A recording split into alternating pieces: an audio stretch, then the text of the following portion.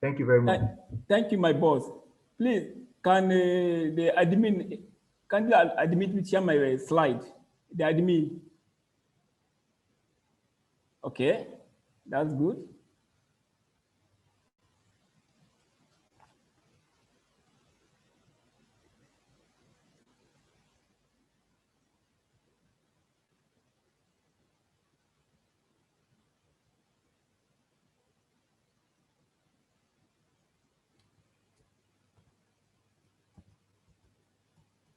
I don't know what it is.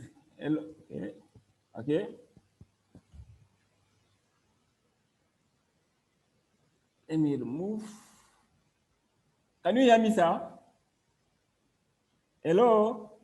Yes, we can hear you, Dr. Wageti. You can hear Go me? ahead. We can see your slide and we can hear you. Okay. Okay, thank you all. Good afternoon, farmer. Great farmer. Great farmer. Great nation. No nation. No farmers. Okay, thank you, sir. First of all, I want to appreciate the official of PAN and that's PANOC and the PANOC member for giving me this opportunity to share my knowledge with farmers all over Nigeria and abroad, because I can see some farmers from South Africa have joined, even some from Netherlands, they are on this platform. Dr. Maria Lombi from South Africa is on this platform. She's a renowned farmer and a poultry veterinarian. I can see she has joined this place. So this program is viewed all over the world currently. So thank you, PANOC, for giving me this opportunity to share my little experience with poultry farmers in PANOC and all over the world. And without wasting time, I will go straight to the topic because of time. My today topic is hidden losses in layer business. What many farmers don't know. Well, I've been in the business for my 27 years, and with my current status at Adamo Nigeria Limited, I move around the country and African country, especially the South Africa country.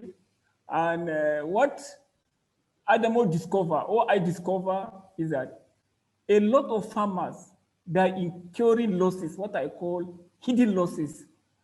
And these hidden losses, I'm not talking of maybe due to periphery or due to weather change or due to maybe disease problem. No, there are some hidden losses that a lot of farmers, they don't pay much detail to it. And this, I think that when I sit down, I look at it, it's hindering the poultry industry. And today, with the grace of God, PANOC Ogun is opening the lead on this topic. If you look at what I say, hidden loss in layer business, there is a lot of the hidden loss. But because of the time, I'm going to talk only on two. Hidden losses on egg and hidden losses on feed. And if you look at what mean the hidden losses on egg, if you look at we are all commercial layers, no broiler here or turkey. If you look at our layer, when they want to start laying, whether you have 2 birds or you have 200,000 birds, it starts with 1 egg. First, 1 egg will lay egg first out of that number you have. But the question now is that at the end of laying, how many eggs did one of your birds lay in its life cycle? This is the question that we have to look at it critically. And these are areas that I can see that a lot of farmers are not getting it. So the journey begins first with 1 egg. Okay, let me get a slide. I'm sorry, let me put my slides in my marker. Okay. The journey begins with the first egg, but finishes with 300, 315, 310, or 340 eggs. So these are the areas now that I'm seeing as hidden loss. Based on my own analysis, 80%, even those farmers are listening to me today, you may be surprised that At the end of your cycle, your birds will end up with maybe highest 260 or 270 eggs per cycle. That is after 88 or 90 weeks. So these are, but based on my study, I found out that averagely those highbrow, those farms that are made the farm very well, is range between 300, 315, 331, or 340. But majority of our Nigerian farmer is below 270. So these are the area that I want us to see how we can close the hidden loss. And let me give you a case. This is a fowl. As a farmer, this is your layers. And this layer, throughout life cycle, is supposed to produce maximum 12 crates, minimum 10 crates. These layers in the entire life cycle. But you discover that, like I said before, most of the farmers, they end up laying 6 crates, even some 5 crates. So now, how can we now work to say the bird, you have one bird lay 10 eggs, 10 crates? And I used to tell some farmers jokingly that if you have point of lay, maybe they're 18 weeks or 20 weeks, and at that time, you lost the bird, maybe they died. You are looking at it as if you have lost one fowl. For me, I'm looking at it, I've lost 10 crates. And that's why on our farm, the moment our birds are 18 weeks, I don't like to see mortality. Because the moment a bird dies at that age, you are not losing only one fowl, you are losing 10 crates. If you lose 2 birds, that's 20 crates. If you have 3 mortality, that's 30 crates. You have missed up. So these are the areas that I want farmers to pay attention, especially when your birds start to lay. This is a case study, and I want us for us to understand. This is a case study of a farmer in Abuja. That is years back, around 1990, something like that. I went for training, and the farmer talked to me about training that his flock are doing well, but he wanted me to come and visit the farm. On getting the farm, I discovered that though they are doing well, they're even getting 86, 85, but that 85, 86, it doesn't last for more than 2 to 3 weeks. That's what I discovered. And also I discovered that the birds will not get to peak till when the birds are 28 or 30 weeks. That means there is a gap. So I told the man that there is a gap. Your farm is doing well, but there's what we call hidden loss. And luckily, he has just disposed 20,000 of his flock. So and I told him that he should give me the record of that his farm. And I went to my hotel. I worked on the record. And the next day we had the meeting. So I told him that he has 20,000 labours. At that time, I disposed in 17,500.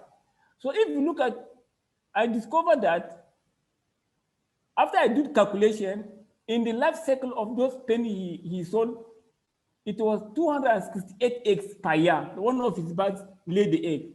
So if you calculate 20,000 birds times 260 eggs per year, if you now take the minimum of 300, like I put a minimum of 300, you can see 315, 320, 360. But let's take the minimum, the least, minus the 268 eggs that is found laid per year. There's a difference of 32 eggs per bird. So now, and at that time, he was having 70,500, but at the time he disposed. I now multiply 70,500 times 32 eggs that he has lost. That means it gives me 560,000 eggs.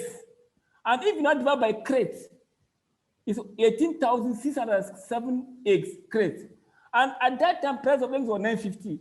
So he has incurred a loss, hidden loss of 17 million from 10,000, but you don't know before. 17 million.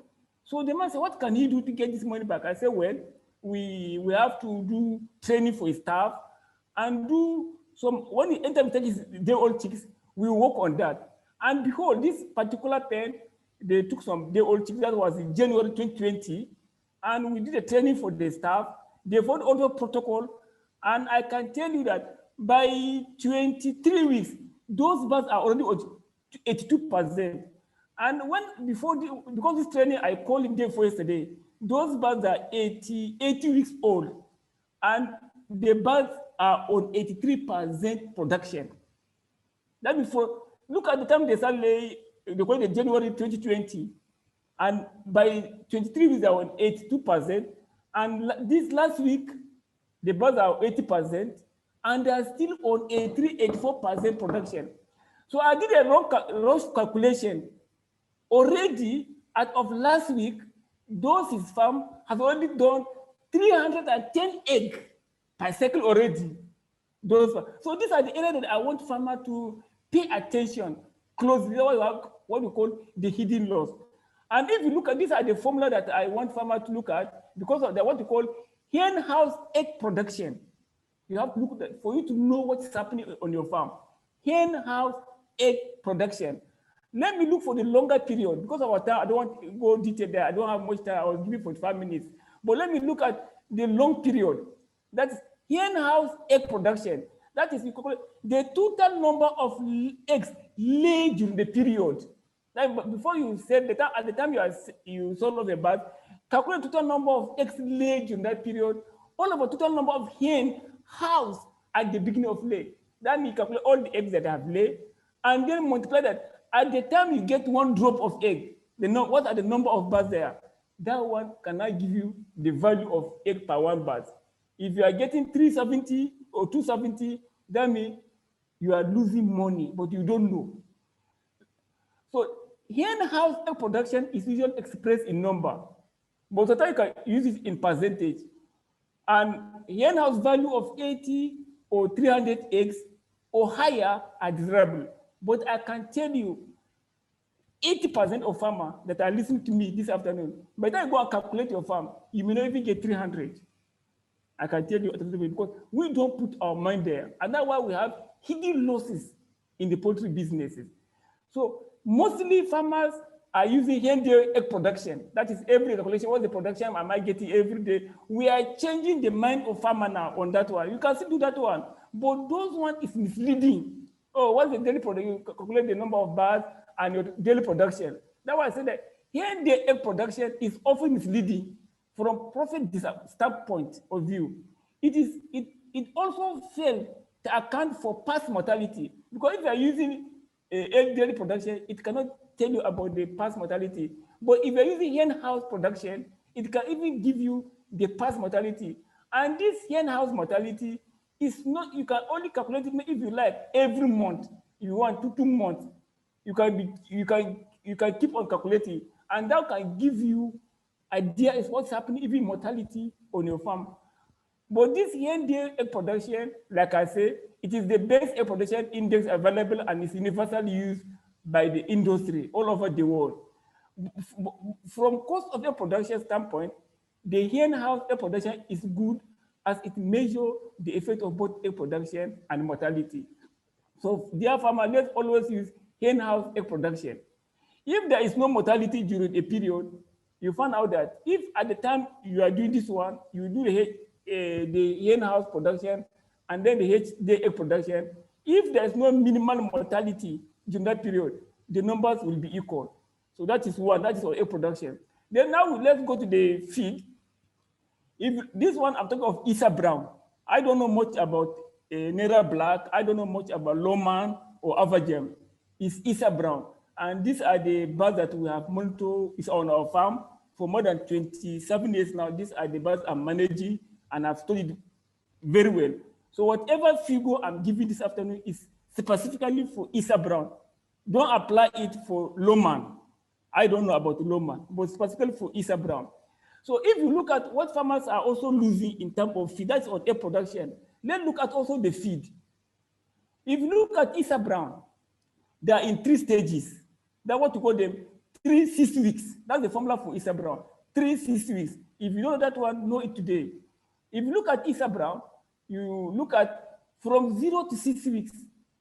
From day 1 to 6 weeks, Isa Brown consumes 1.1 kg of feed. So you have to know that a farmer, and at the end of 6 weeks, the weight in the ground is supposed to be 470 grams. And that 470 grams, it amounts to 34% of maturity. So your brooding period amounts to 34% maturity. That is before they start laying, that is at 1.5 kg weight. Then from 6 weeks to 12 weeks, Isa Brown consumes 2.4 kg of feed. And at the end of 12 weeks, it gives 1 kg weight. And then it now gives 47% of growth rate. So if you look at 0 to 6 weeks and 6 to 12 weeks, these two 2 weeks, that is 6 weeks and 6 to 12 weeks, it amounts to 81% growth of Issa Brown. So what I mean that by at 12 weeks, plate is 81% matured. And these are the point that 90% of farmers don't know about it. What farmers do, just collect their old chicks, put feeders, drinker, go and buy feed and be feeding them. If you are doing like that, I can tell you this afternoon, you are just doing the business like somebody is driving with his eyes closed. You may succeed and you may not succeed. Please, if you are collecting your day-old chicks, as you are feeding them, you also be monitoring the weight. And these are the weight for Issa Brown. After 6 weeks, because Issa Brown at 18 weeks, they'll be 1.5. And that 1.5, they will start laying.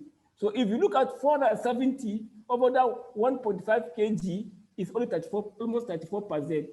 The same thing for this. So you discover that Issa Brown, by the time at 34 and 47, at 12 weeks, Issa Brown is 81% matured. And if you look at that, if you look at it, if you add 1.1 plus 2.4, it will give you 3.5. So the Issa Brown will consume 3.5 kg of feed to mature. That's the area I want you to look at it critically. 1.1, 2.4, it gives you 3.5.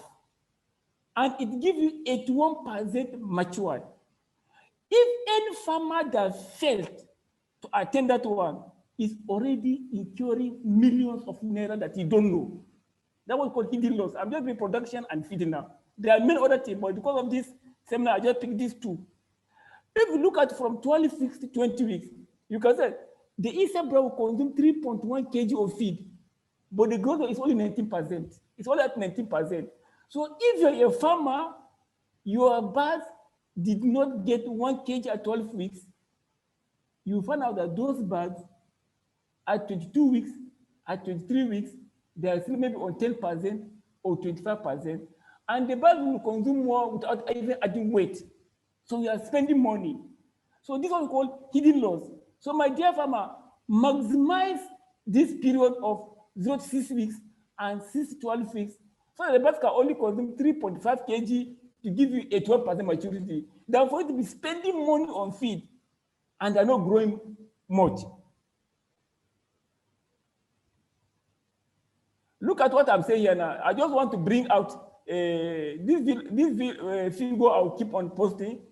Like if you look at it, by 20 weeks, if your bird not grow at that 12 weeks, that's 1.1 kg. After that one, look at the growth rate. It's 7, 6, 6%, 5%. Even at 20 weeks, 3%. So if your bird not matured at 20%, you find out that the bird will be eating more feed and they're not growing and you're losing money. So maximize this point. When there's 6% growth rate, 71% growth rate, 49, maximize this point. Feed them very well. Do a lot of management so that the birds can grow. By the time they come here, they have started laying. But if you miss it, it's a problem. And that's why I'm telling farmers today that don't depend on body weight. I can tell you most farmers are using body weight to monitor the flock. Stop, it's not correct. The current one we are telling you now is that use body weight gain. Always do what we call body weight gain. That can even show you what is happening in the poultry business. Body weight, just measure body weight, it cannot give you any figure.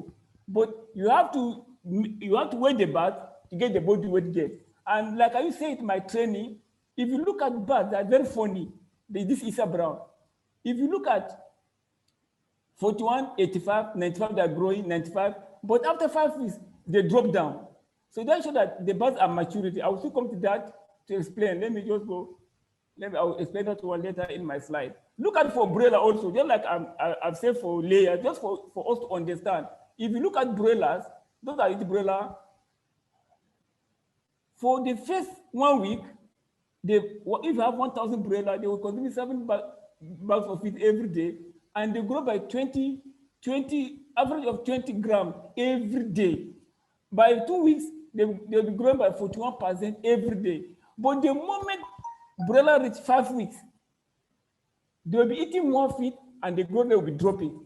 So the same thing with a pullet. By 12 weeks, the growth rate will be declining and they're eating more of it. If you look at broiler here now, they will take 134 gram a bag of feed and they grow by 91% every day.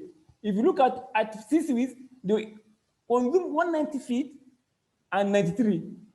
By serving 250 bags, but 90, they'll be dropping. So you have to understand those dynamics, and that's why some people don't understand this one. That was what you call hidden loss. And in Brella, 12 week, 7 days week determine your profit in Brella. Let me repeat: 7 days Brella determine your profit in Brella. But in poultry business layers, 12 weeks determine your success in laying pen. If you don't get 12 kg, 1 kg at 12 weeks, you have missed it. Nothing you can do. You cannot get the potential of those birds. The same thing in broiler. If you don't get 185 grams after 1 week, you have made a loss. So please, in broiler, 1 week weight determine the profitability in broiler as slaughter, and in layer, 12-week weight determine the success in laying business. That's why I brought this one. So now, if a farmer wants to make, as a farmer, if we want to run the farm as an economic entity, our aim, something is blocking me here. Our aim should be to produce output which the total value exceeds the value of input. That's the essence of poultry business.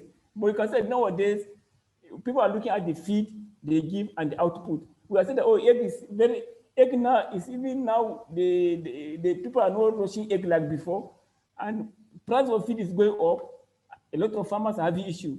So, but by the time you do all these things, the hidden loss will help you to stay in the business, the hidden loss, if you're able to cover it. And my dear farmer, we have 3 types of farmers in Nigeria. One, we have farmer C, already have give up. A lot of farmers have give up. And there are some farmers that are working hard. Farmer B, they are working hard.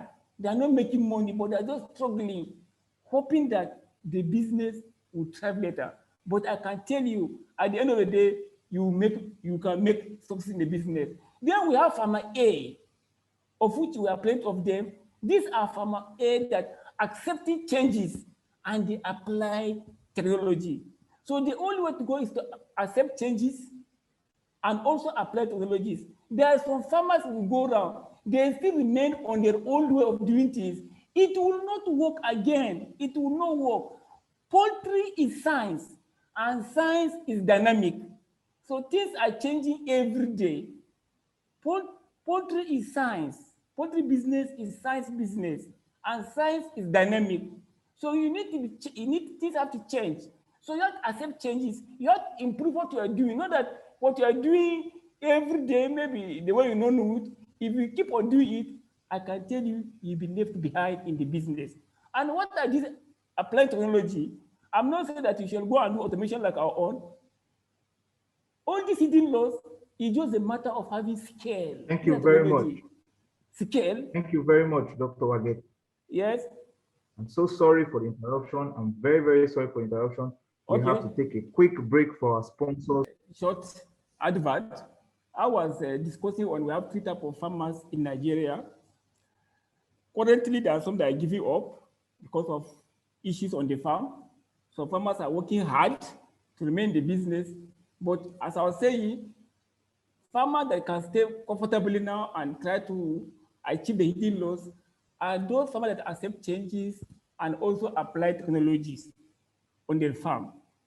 There are some farmers, because they have been in the business for long, they want to do the business as the way they know it before. It will not work because poultry is science and science is dynamic. Things are changing. So you have to open an open mind. And as I was saying before, is that to apply technology, I'm not saying that you shall go and apply like our automated farm. The technology I'm talking about is very simple. One, that's for you to monitor all these hidden losses. Number one, have a scale. And then after the scale, it's now the human factor, human tools. Because in the human tools, we have 4 tools in the human. We have the nose, we have the eye, we have the ears, and we have the brain. And by the time you go to some farms, they don't apply these tools on the farm. That's human factor. You may have the scale, but other four tools that is affecting the business is the human factor. And these are the areas that sometimes you go to a farm, it's smelling, the farmers are there, but they don't know, and that will affect the weight. They don't look very well to see bad things that's happening on the farm because they just stay one way. Even if the birds are having issue, they don't even apply their ears to hear maybe the bird is having cough or CRD. Even the brain, they don't even think fast and see, because they put signs, they don't apply the thinking and see how they can move ahead in the business. They are just that's what you call blindness. So these are the tools that you apply to achieve what I want to say. So the main topic now is that's what I've said, just an introduction to open way. But to avoid these hidden laws that I can mention in terms of egg, and in time of the feed wastages, I'm going to talk on 4 factors. And that 4 factors, I'm going to talk only on 2 because of our time. Maybe it's later on we can discuss if there is time permit in next Zoom. That's pullet quality. And that pullet quality, we have what we call body weight. We have uniformity. We have maturity. Then we have health status. Under this body weight, on this, we have what we call the 3 rings. That's the body weight, the uniformity, and the age. These are things that you apply on the farm that you're able to achieve 80% at 22, 23 weeks. If you're a farmer, you have at 22 weeks, you are still struggling, but are still growing, they are still maybe on 20 or 30%. It's a hidden loss. So with this training with panel, we want to close the hidden loss so that by 24 weeks, your batch will be on 80%, no prolapse. And these are the factors that you use to achieve that one. And I've been using these factors for farmers all over Nigeria. Currently, I'm handling not less than 50 farms currently. And some of them, the birds have started laying, they're achieving 80% at 22 weeks, some at 23 weeks, some at 24 weeks, without prolapse, by applying these 3 methods. That's body weight, uniformity, and age. And let me look at the body weight. Let me just pick one. Body weight management is the measure of development. So I want farmers to understand that when you are weighing your birds, not just to bring scale and weigh and put the figure and go and sit down. That's what most farmers are doing. Your body weight management is to measure the development, like I put in percentages there. If you don't work on percentages, you are not getting the real value for what you are doing for your business. And I'll still come to that. And that body weight management is that monitoring bird weight is an important tool in modern poultry management, especially in growing birds. The exact determination of bird weight is a decisive factor for economic success. That will help you in your economic success, because if you don't weigh your birds and you're just giving your feed anyhow, by the time the birds are 12 weeks and maybe they are like 7 weeks, then the birds will extend to 22 weeks or 25 weeks, they're not laying, and that is a loss. So any farmer keeping pullets must always check the weight of his birds closely, either too high or too low. It has negative effect on production result. So my dear farmer, let's apply these tools always on our farm. And this scale we are talking about is that the key point is that always use accurate scale of 10 to 25 gram units. Weigh birds weekly at the same time of the day, beginning from the first week of age. Weighing every week will help to identify factors responsible for growth, slow growth. If you are not weighing, you don't know whether the birds are growing or they're not growing. But if you are weighing every week, it will not bring your factor that's responsible for the slow in growth, then you take action. When the time of weighing, avoid leg damage by holding the birds by both wings during weighing. Never hold birds by one leg. Record weight on a body weight according to chart, maybe the breed chart they give you from the hatchery, that's the standard breed weight chart, and then calculate the average body weight and uniformity. So a weighing monitoring program should begin, like I said, with the flock at 1 week old, and then during the first 4 weeks, When the birds are still small, bulk weighing like 20 is allowed. That means when they are very small from day 1 to 4 weeks, you can do what you call bulk weighing. You pack them together and divide the average. But the moment after 4 weeks, don't do bulk weighing again. That's individual body weight should be taken weekly from at least 100 birds or 1% of the population. A lot of farmers out of maybe 10,000, they were only 35 or 45. It will not work. So anytime you are weighing your birds, should be minimum 100 or 1% of the flock. And continue weighing weekly until mature body weight reach 32 weeks. A lot of farmers, they weigh after maybe 50 weeks, they stop. You keep on weighing till when the birds are 32 weeks. At that time, they have reached the maximum growth rate. For plate flock raised inside cage, a selection of cages from all levels and positions within the house shall be marked. Not that you go and just pick the birds in one side. It's different angle of the cage you weigh.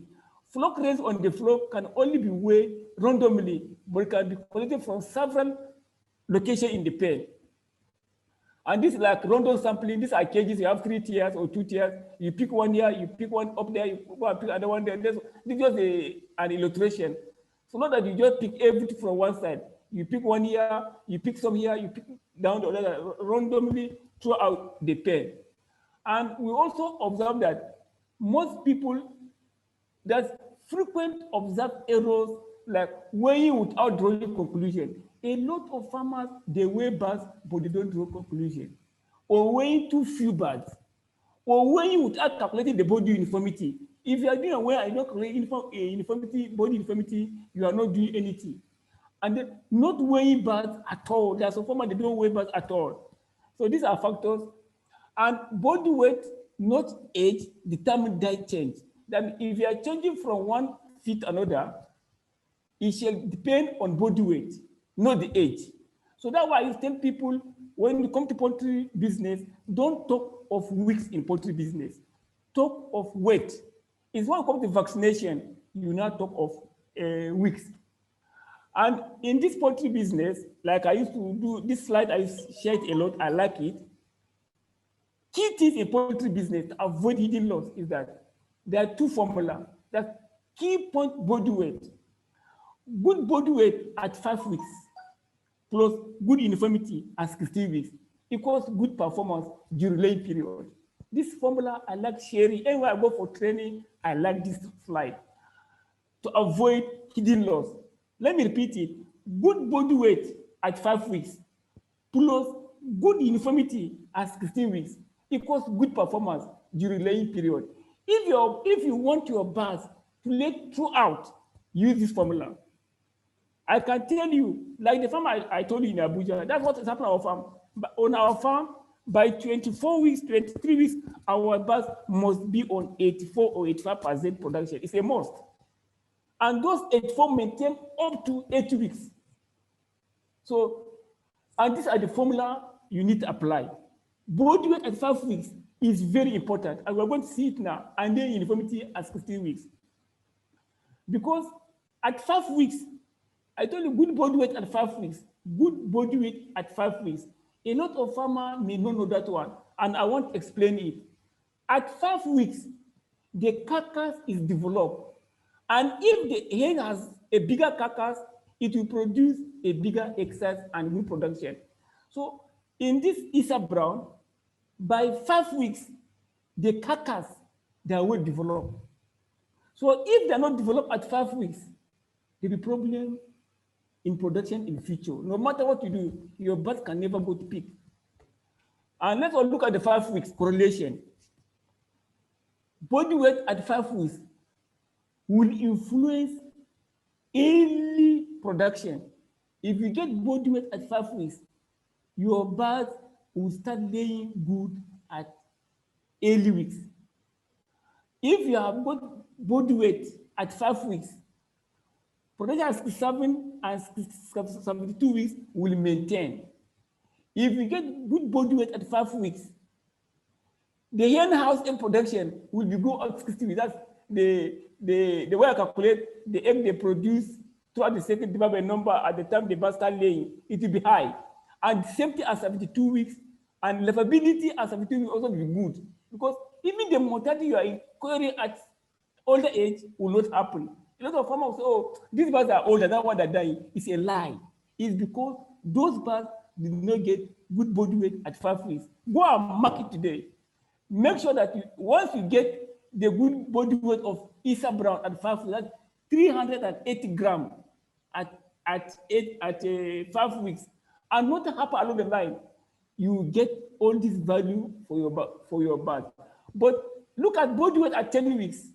If you are waiting till when the birds are 10 weeks, you are not saying you want to get the weight, it will not do anything, because when we discover that body weight at 10 weeks can only give you maybe early production, but it cannot give production at maybe 60 or 72 weeks, and only maybe few percentage you have more eggs at 72 weeks. At early, there is no correlation. If you look at body weight at 60 weeks, if you are the farmer, you are waiting till after 60 weeks, you want to increase the body weight, you want to increase the weight of your bird, it has no any effect. And even uniformity, we are looking at 60 weeks, it all have correlation for increase in production towards laying. So if you want to get your birds to have 80, the birds will start laying 80% at 24 weeks, and they also maintain 80% at 80 weeks, you make sure that you get body weight at 5 weeks and uniformity at 60 weeks. I want to take my time here so the farmer will, this formula you understand. Body weight at 5 weeks, this is what it give you, and uniformity at 60 weeks. You can look at the end, uniformity give you a lot of, even at 72 weeks, 60 weeks, 70 weeks, 72 weeks, it gives you good production. And body weight at 5 weeks, it gives you good production. But any farmer that wait till maybe 10 weeks, their start feed, it's not giving anything. So work on how to get your body weight at 5 weeks. And once you get the body weight at 5 weeks, it is easy to get the 1 kg at 12 weeks. And this I'll just give you an example, some of the farms that we are consulting, so that you understand this body weight we are talking about. This is a farm in a Bafford farm at Otta. We have the same issue, production, they are getting good production, but later we have discussed how the birds can get 80% at 22 weeks on their farm. That was my target, 80% at 20 weeks without prolapse. And when they get 80% at 22 weeks, that 80% must maintain up to 8 weeks.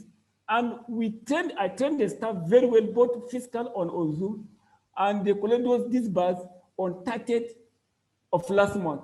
And you can look at Isa Brown, at 1 week, they're supposed to have 65 grams, but we work hard. At 1 week, they're getting 70, 75 grams. At 5 weeks, look at the body at 5 weeks, we are looking at.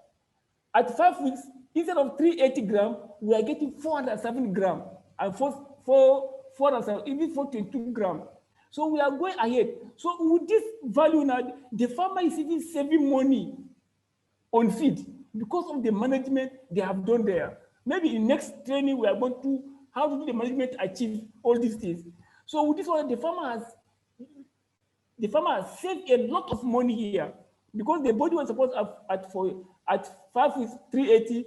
We are now getting at 5 weeks 422. So we are all secured with this performance now. We have secured this one. We want to secure this performance. That is one. What we are now waiting for 60 weeks to secure this one, and that is we are going to get. Like I told the MD that by God's grace, if you go like this, we are going one bird will lay 330 eggs. That's our target for here, instead of 280 that we getting. So if you're able to succeed now, if you remove 330 eggs plus 280 eggs, that means 50 eggs. We are looking at 50 eggs per bird with this formula now. We are looking at 50 eggs per one bird, and they have over 22 or 23,000 birds. But that multiply 50 eggs times that number of birds, you discover there is millions of naira we have saved there.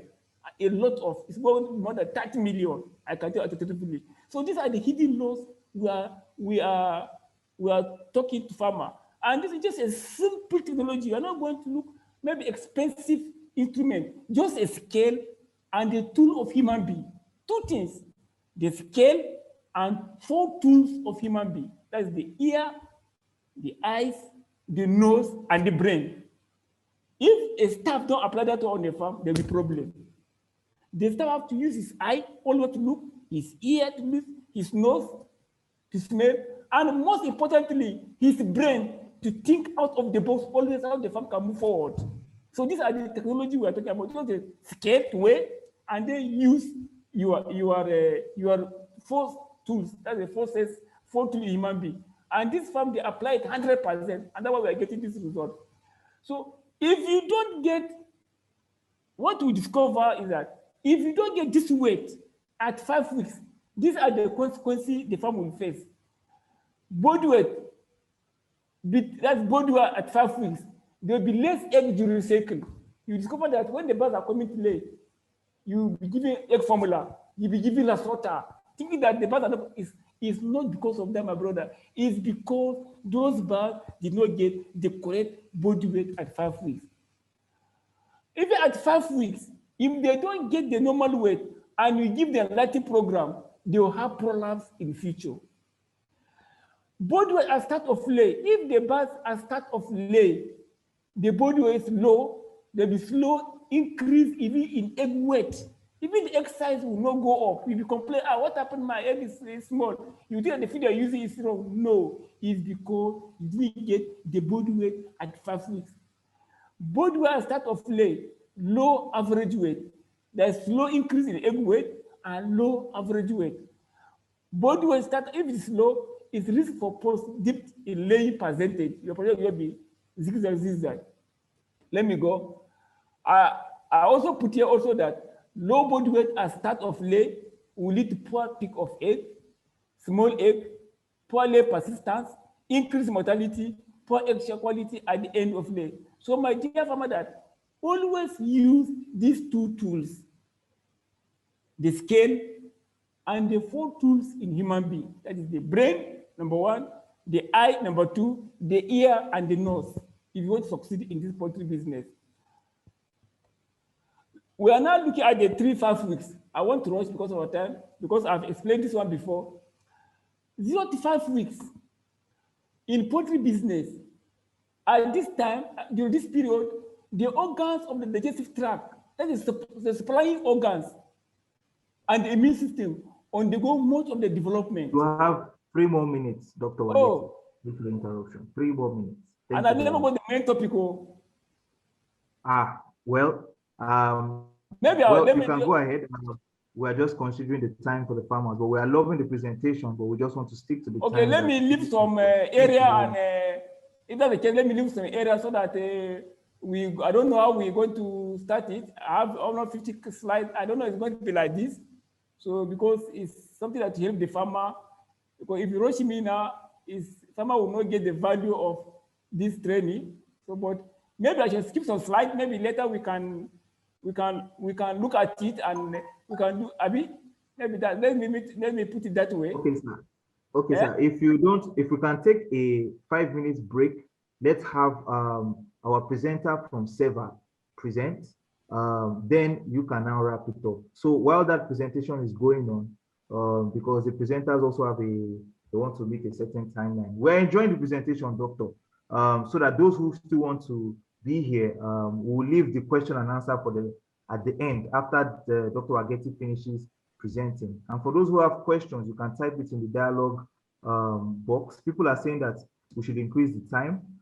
People are asking for the soft copy. I think that soft copy will be Dr. Wageti's decision. And if we share it, it's going to be for members who have put their email address in the link, who have registered as panel members. This is an I think what I would suggest, hello, sir. Yes, sir. We have made a lot of noise and invite farmers to come for these hidden losses, and a lot of farmers are interested to join the training. So what I would suggest, rule can change at any time. And if you try to rush me, I'll miss some point that's very vital to farmers. And no, Doctor, we're not going to rush you. You can take your time after this. I'll just have several presents right now. The one several presents while we have let me talk. Here, then you will now go ahead. I'm with you, Doctor. I'm taking notes. Don't worry. I'm enjoying my self also. Of this training and So the main topic. yes, it's a very important topic. So SEVA, the representative of SEVA, I believe that will be Dr. Hamoud Seyudu. Dr. Seydu is going to be taking that presentation. And do we have the representative of SEVA here? And Yes, while we're waiting for the SEVA representative to come up, if you have questions for the presenter, it's going to, please go ahead and put it in the dialogue box. We're already putting it together. Again, people are dropping their emails there. It is not going to be sent to your emails unless you fill the link. To fill the link, the panel link, which our back end is going to share again. If you scroll up in the chat box, there's a link. So once you fill that link and you have registered and profiled yourself as an Ogun State farmer, we will share the link with you. Again, let's pay attention to the presentations coming and let's take as much notes as we can. Thank you very much. This is a panel event and we are honored to those who have joined from as far as Sokoto and different parts of Nigeria. Thank you very much. Please, Mr. IBME, share the link, let them register, and all who have registered will get it, okay? Thank you very much. Thank you very much. The form is for Ogun State members, Ogun State members. And the people who are joining from far and near, we really appreciate you. You are definitely benefiting from this, but the forms and all the perks and benefits are for our panel members. We thank you for joining us again, and we really appreciate you. Thank you. Dr. Seido is on right now, so go ahead and we'll keep on taking the questions that are there. So we have Dr. Seido, the country manager for SEVA, and the MD of S2H joining us. Thank you very much. Thank you. Good afternoon, great farmers, and thank you for the panel to give us this opportunity to exchange with the various farmers. And we also congratulate the panel for this initiative that will really give an opportunity for the farmers to learn about the new development from the industry. So as Dr. Wageti chose this beautiful topic that is talking about hidden losses, this means that farmers are invited more in looking at performances than just, establishing farms or maybe looking at some type of figures. So in this same line of expecting performances from a farmer, or maybe for a farmer to wish performances over volumes, SEVA as a company most of the time has always looked into these details to develop product that will help the farmers to increase their productivity, the performances in their farms, whether in broiler or in layers. And the product on which we are going to talk is these Corimoons, the Corimoons range. They are vaccines, and is a unique bacteria and also vaccines. It's a very innovative. It is unique in the vaccine industry to have such development that combine viruses and also bacteria. For the quick information, this vaccine is the #1 vaccine in terms of vaccination in Africa, and also in terms of vaccination for coryza vaccine, just due to the fact that this vaccine is combining these various diseases that we are mentioning. So a lot of trials has been done on these vaccines, this Corimoons range that comes into two types. The one type, one is called the Corimoon 7K, and then we have the Corimoon 4K. So why 7K? 7K, when we look on the slide here, we have the 7K contains a coryza cerovar A, a coryza cerovar B, a coryza cerovar C, Salmonella enteritidis, and then the Salmonella group D as well, the Newcastle disease, infectious bronchitis, and then egg drop syndrome. And then on the other end, we have the Corimoon 4K that contain the cerovar A, B, C, and then the Salmonella enteritidis. So why these two type of vaccines, Corimoon 4K and 7K? Yes, they are expected to be used together. You use the first coryza, that is the Corimoon 4K, around week 6 to week 8, and then the second one from week 12 to week 16. So a lot of trials has been done in the field to really confirm the effectiveness of these vaccines. Like when we look at the left side where a trial has been done, to look at the effectiveness of this vaccine on the coryza protection, we can see that birds has been, some commercial brown layers has been vaccinated with these two vaccines One, the Corimon 4K at week 11, and then the Corimon 7K at week 15.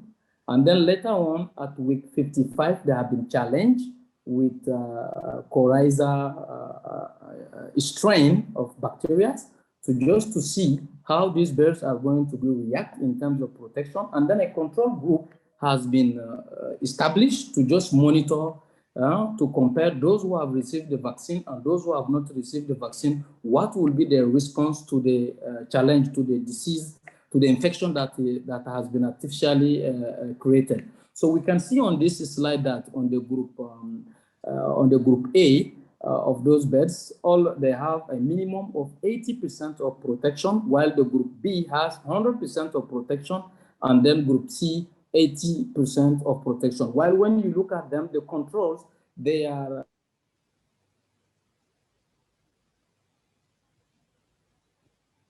Group A, they are 20% still have multiples that are not protected, and then Group C, more than 80% of them are not protected. The challenge is there. And same thing when we do the same measurement in salmonella. Salmonella, which one is a very serious disease, not just because of the impact in the poultry industry, and also in animal health.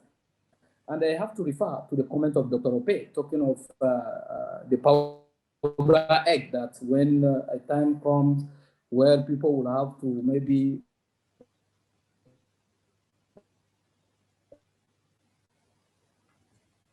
Said we can't hear you again. Maybe it's network. Dr. Said we can't hear you.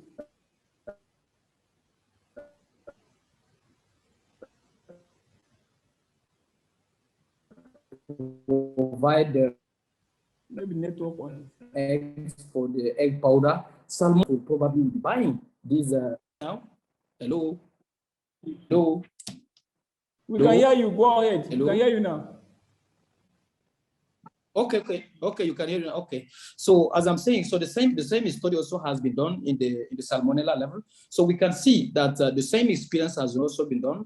Layers has been vaccinated at week week 11, and then week 15 with Corimon 7K, and then they have been challenged at week 39 with massive challenge of salmonella enteritidis. And then measurement has been done in the cecal content, the feces, to see what is the quantity of salmonella pathogens that can be identified in the feces.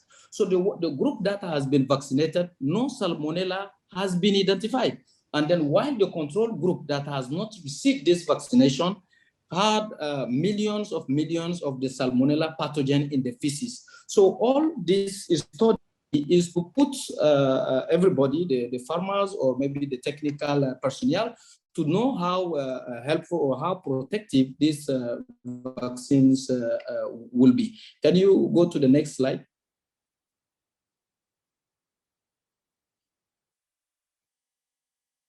I think there's no slide. No next slide. Okay. No slide. Okay, there is not. So it's fine. I can also do the conclusion. So so these are the two vaccines, the Corimon 4K and 7K. And one of the good things with this vaccine is with one single injection and with limited manipulation that will happen, one will be in a position to protect against infectious coryza, Newcastle disease, infectious bronchitis, egg drop syndrome, and also salmonellosis. And when we come to the convenience, when you look at the shape of the bottle, it is not just because we like this shape, but it is all about increasing the performances to the farm to help the farmer in terms of handling, conveniency. So that's why this shape of the bottle has been done. When you look at the bottle well, it is always in a natural upside down for practical and effective use during the injection, and also to avoid air intake, to get inside, because whenever you are doing a vaccination, the vaccine is an sterile material. So whenever you are opening or during manipulation, if some air is getting inside, this vaccine will be contaminated, and then at the end of the day, your vaccination process will be contaminated as well, which one may not give you, at the end of the day, the result that one is expecting. So in short words, what are the added values that we can expect from these two vaccines that are very innovative? With using Corimon 4K and Corimon 7K will avoid you to be doing a lot of vaccination. Like let's say in a situation where you have to do coryza alone, you have to do NT alone, or you have to do salmonella vaccination alone. With these vaccines, you have to do, you will enjoy the one shot to vaccinate a lot of vaccination. It will also avoid you to have, to avoid a lot of handling during the vaccination. It has a good tolerance, and also to reduce the labor cost, because if you have to vaccinate for all these diseases with 3 vaccines, you have to do a vaccination 3 times. You have to mobilize people 3 times, and it will cost you 3 times. And it also avoid you, all these multivitamins that will have to be used after every vaccination. With this one shot that will cover a lot of vaccines is going to be a wonderful opportunity. It will also save time for the farmer. So all these things at the end of the day will provide the farmer the opportunity to expect eggs that are with good physical quality in terms of shape, in terms of yolk, in terms of abdomen, and also to really qualify to most of the international standard when it's come to egg, which one will open, because I know there are many big farms today that are opening their eggs into the supermarket and all that. And definitively in a near future, some of this kind of requirement will be established, especially in terms of farmers. So due to time, I have to quickly make it very short to make sure that everybody enjoy the time. Thank you. So that is all. Thank you very much. Thank you very much, Dr. Seidu. Real quick, just answer this question. Who are your several representatives in Ogun State? Just before you go. Well, okay. Today we have 2 main distributors, or let's say 3 main distributors in Nigeria for the SEVA vaccine. We have Adamo Nigeria Limited, we have Animal Care, and we have also Olam. So all these companies are importing the SEVA product, the SEVA range of products into Nigeria. So in case you are interested or you want to give a trial, a chance for this innovative product, you can easily contact Animal Care Consult Nigeria Limited, or Adamo Nigeria Limited, or Olam Farms and Hatcheries based in Kaduna. So all of these farms can be in a position to provide you of these innovative vaccines. And I will also use this opportunity to add something. So SEVA is really full of a lot of innovative vaccine that will really help on this perspective of minimizing these hidden losses, because mostly that is where the challenge is, and that is where we need to look into. Thank you. Yeah. Thank you very much, Dr. Wageti. We really appreciate you. Wow. 2 hours on into. It's the same thing. It's my chairman name. It's my chairman name, so it's fine. There you go. I'm right. Sorry for that mistake. My sponsor. No issue. Thank God you have paid complete. You won't pay my balance if I mess up your name, but you have paid complete. Don't worry, my Oga. We appreciate you. This has been a very insightful information. A 3-in-1 or multiple vaccinations in one to reduce the stress of vaccination with the SEVA, Corimmune, and different ranges of vaccines that he just presented. Thank you once again. Our time is also moving very fast. So we have been taking questions. I've been writing down questions that farmers had for the respective presenters and also the sponsors if they do. So without further delay, we're going to go back into the presentation. Again, for those who are asking for the slides, if Dr. Wageti gives the state the opportunity to share the slides, again, is if he gives us the state the opportunity.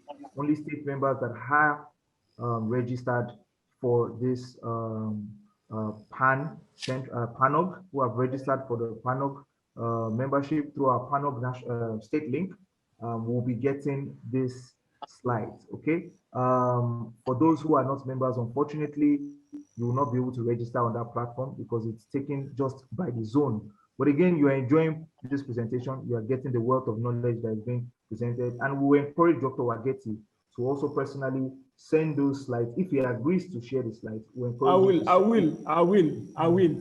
Doctor, we're going to hand over those emails of those non-state members to you. Then the state members that are going to get those. I will. After the presentation, I will send the slide to you, sir. After the presentation.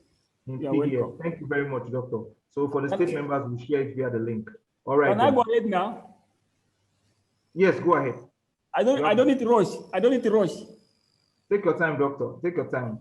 Okay, no more If you advert. can move a little bit fast so that the farmers' data can be conserved. It's So what I Saturday. get is more than what I get is even pay for the data for long.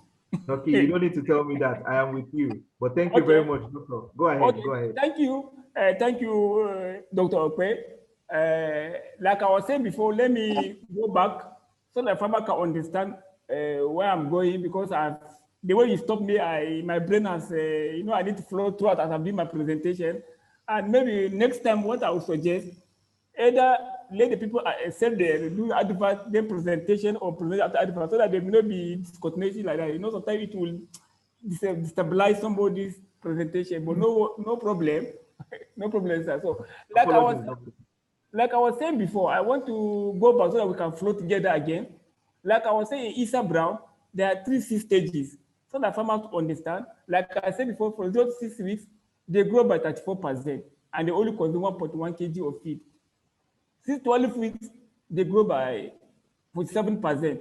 That means after 12 weeks, the plates are 81% matured. From 12 to 20 weeks, they grow by 19%. So let's see what is happening at these different stages, so that the farmer will know how to go about it. 0 to 5 weeks, like I said, during brooding period, this is the time the organs of the digestive tract, that is supplying organs and immune systems, undergo much of the development. That means from that 0 to 5 weeks, these are the times that the supply organs and the immune system go a rapid development. So if during this period as a farmer, you either do your brooding very well or something happen, it will have a permanent negative effect on the function of the system, like the digestive system and immune system. And bad stress during this period may have long-lasting stability in digestion and absorption of feed. And that's why you find out that production may not sustain in the laying period. So farmers should try as much as possible to adhere to the strict, that is sound brooding techniques. Then if you look at 6 to 12 weeks, at this period, this is the period of rapid growth. In Issa Brown, 6 to 12 weeks, this is the period of rapid growth in the birds. And the period when the birds attain its most of the adult structural component. That is the time they grow very fast. And this is the period they attain their own adult structural features, like the muscles, like the bone, and feather are developing at this period.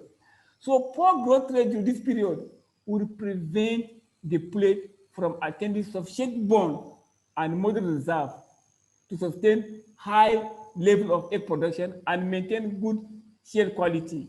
Like I used to tell farmer, the skeletal system is developed by the end of 30 weeks of the life of the Issa Brown. That's 95% of the bone is developed by end of 30-week life of Issa Brown. So after 30 weeks, the growth plate of the long bone calcify, and no further increase in bone size can occur after 30 weeks. So anything the farmer can do, or you hear some consultant will say, nutrition will say, okay, after 30 weeks, increase the feed density, it will not work.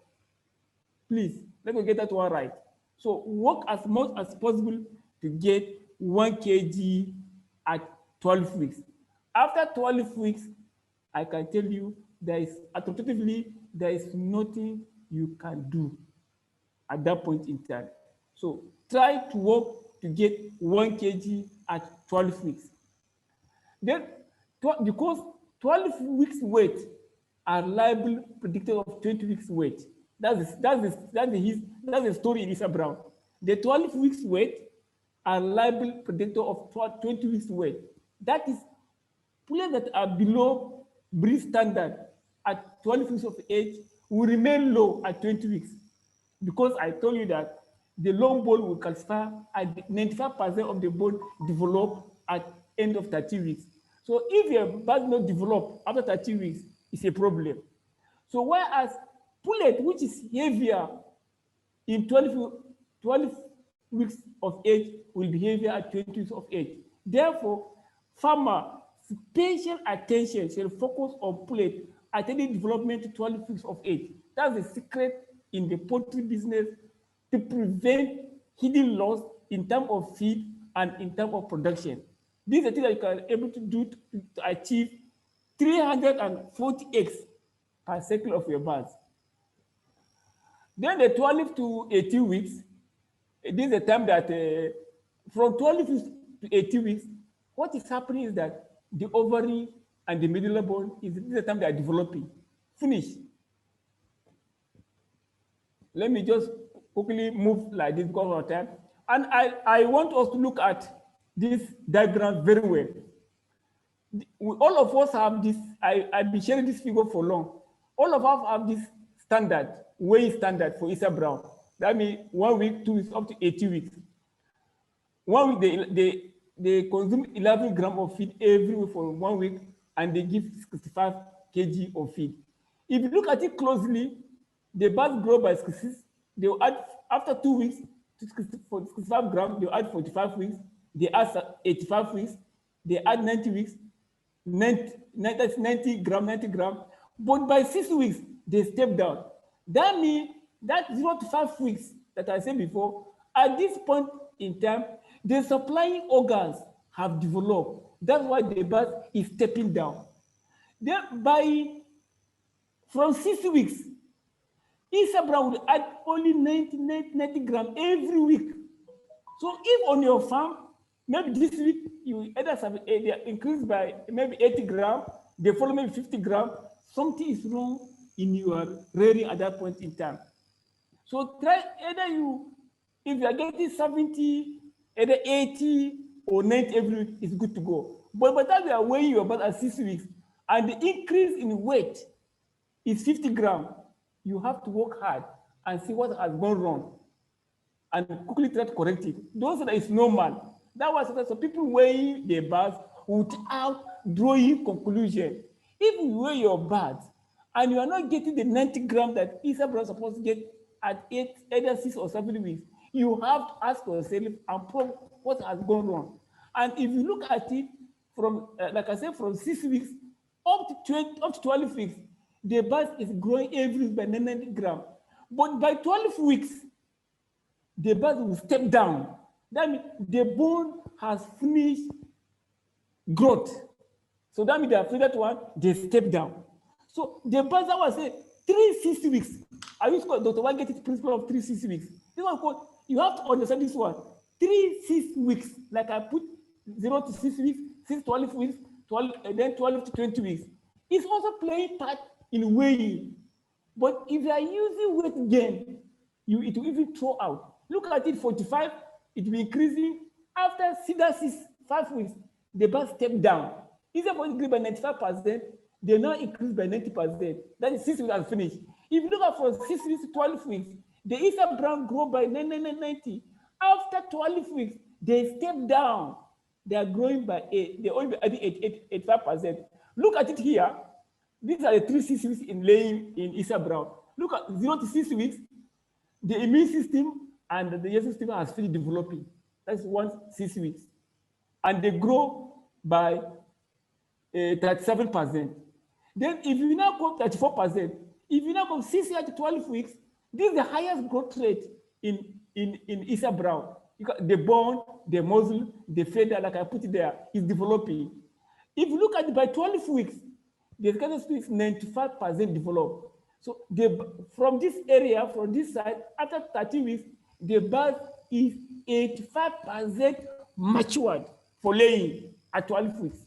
So what is remaining after 12 weeks is development of ovary and medulla bone. So if you are a farmer and the bird don't develop at 12 weeks, that farm is dead.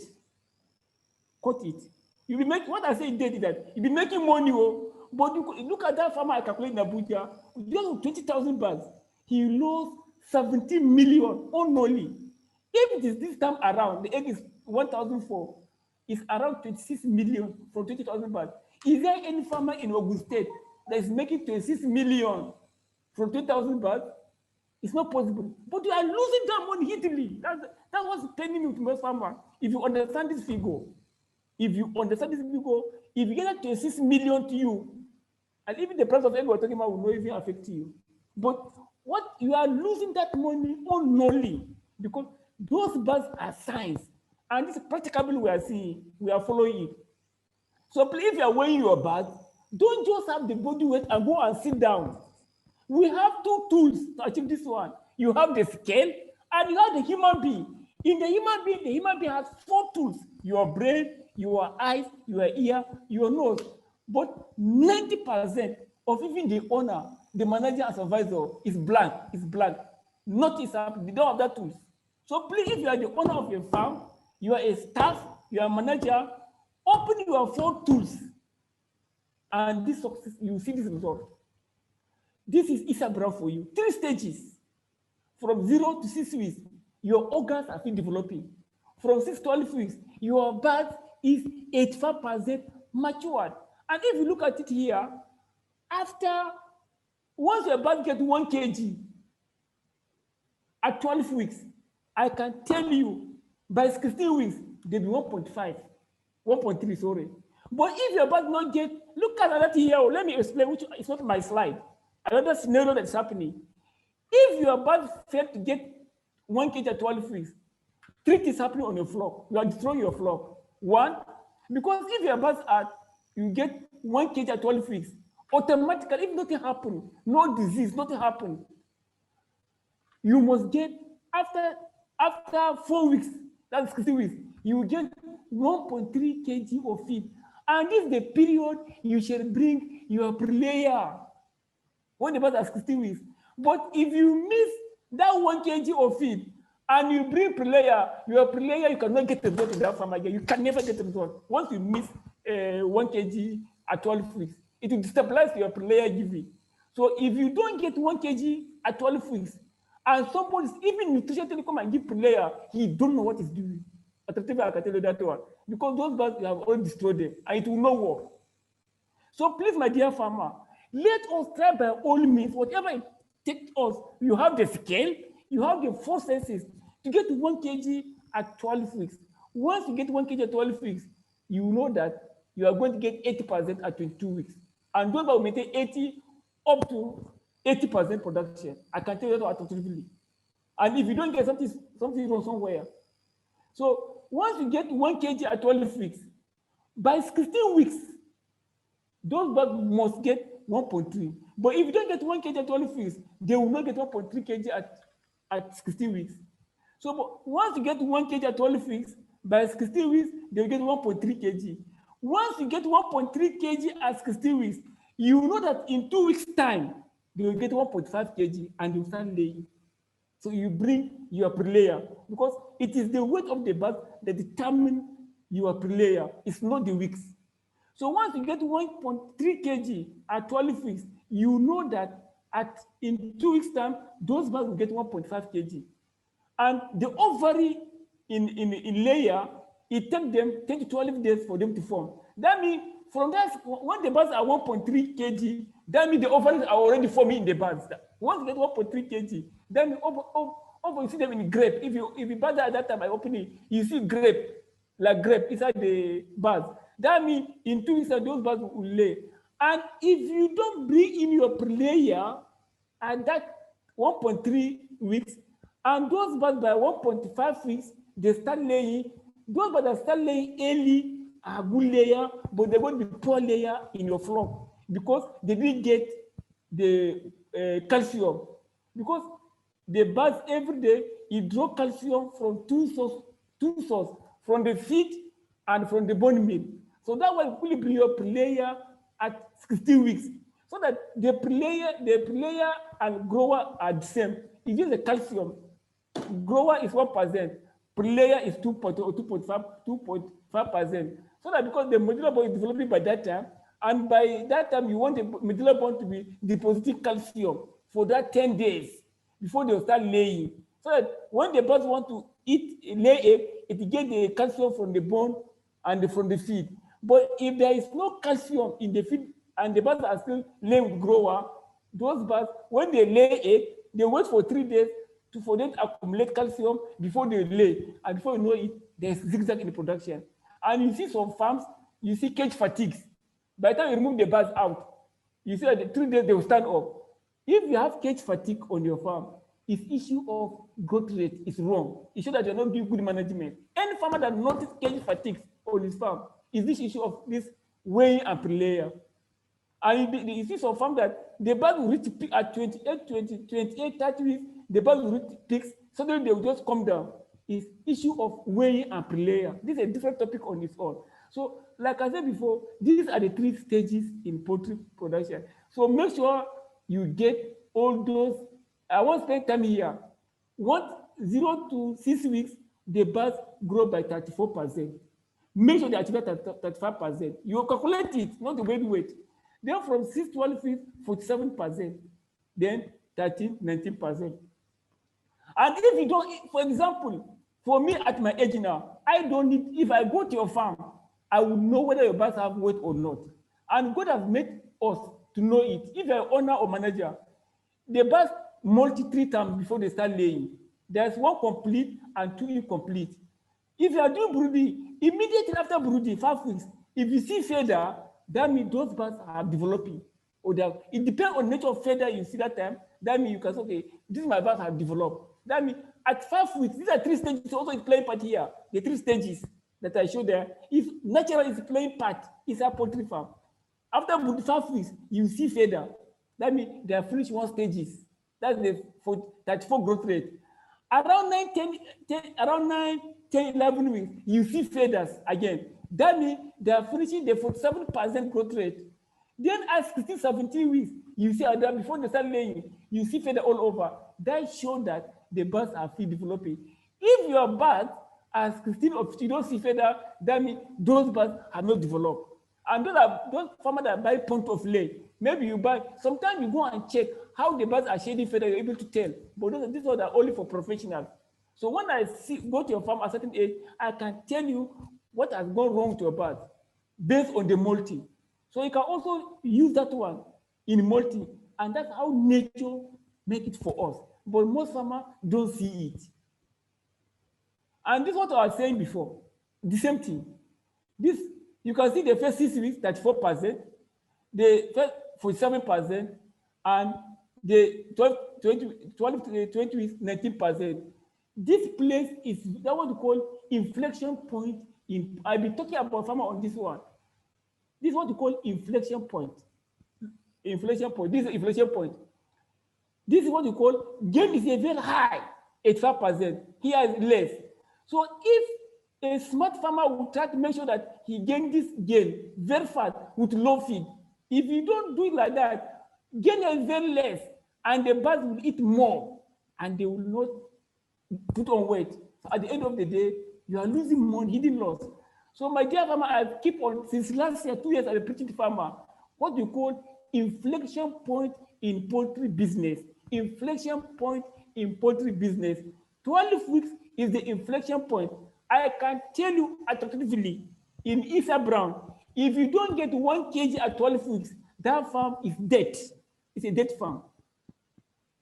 You can still make your production, but if you see that calculate what you are losing, it's millions. I'll show you one farm, he lost 17 million in 10,000 birds, but you don't know.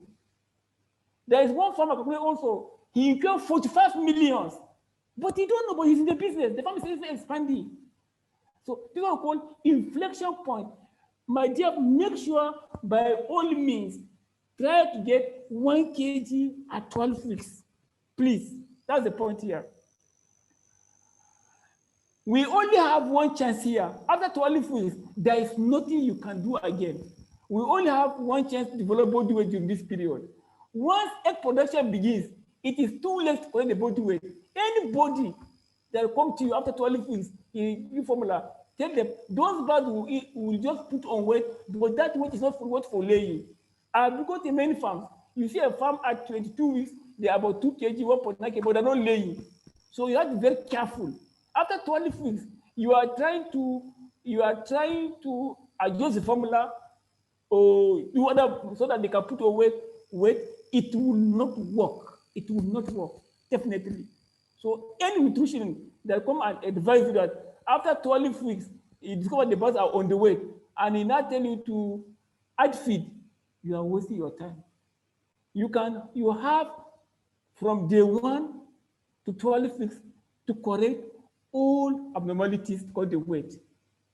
You have from day 1 to 12 weeks to correct the weight, please.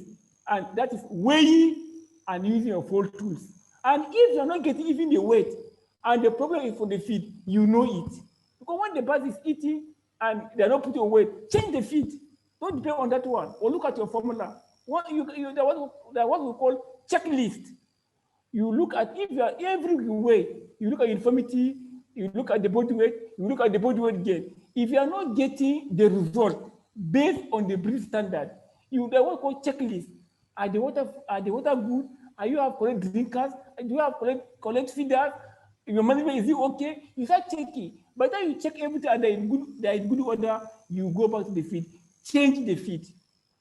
Please.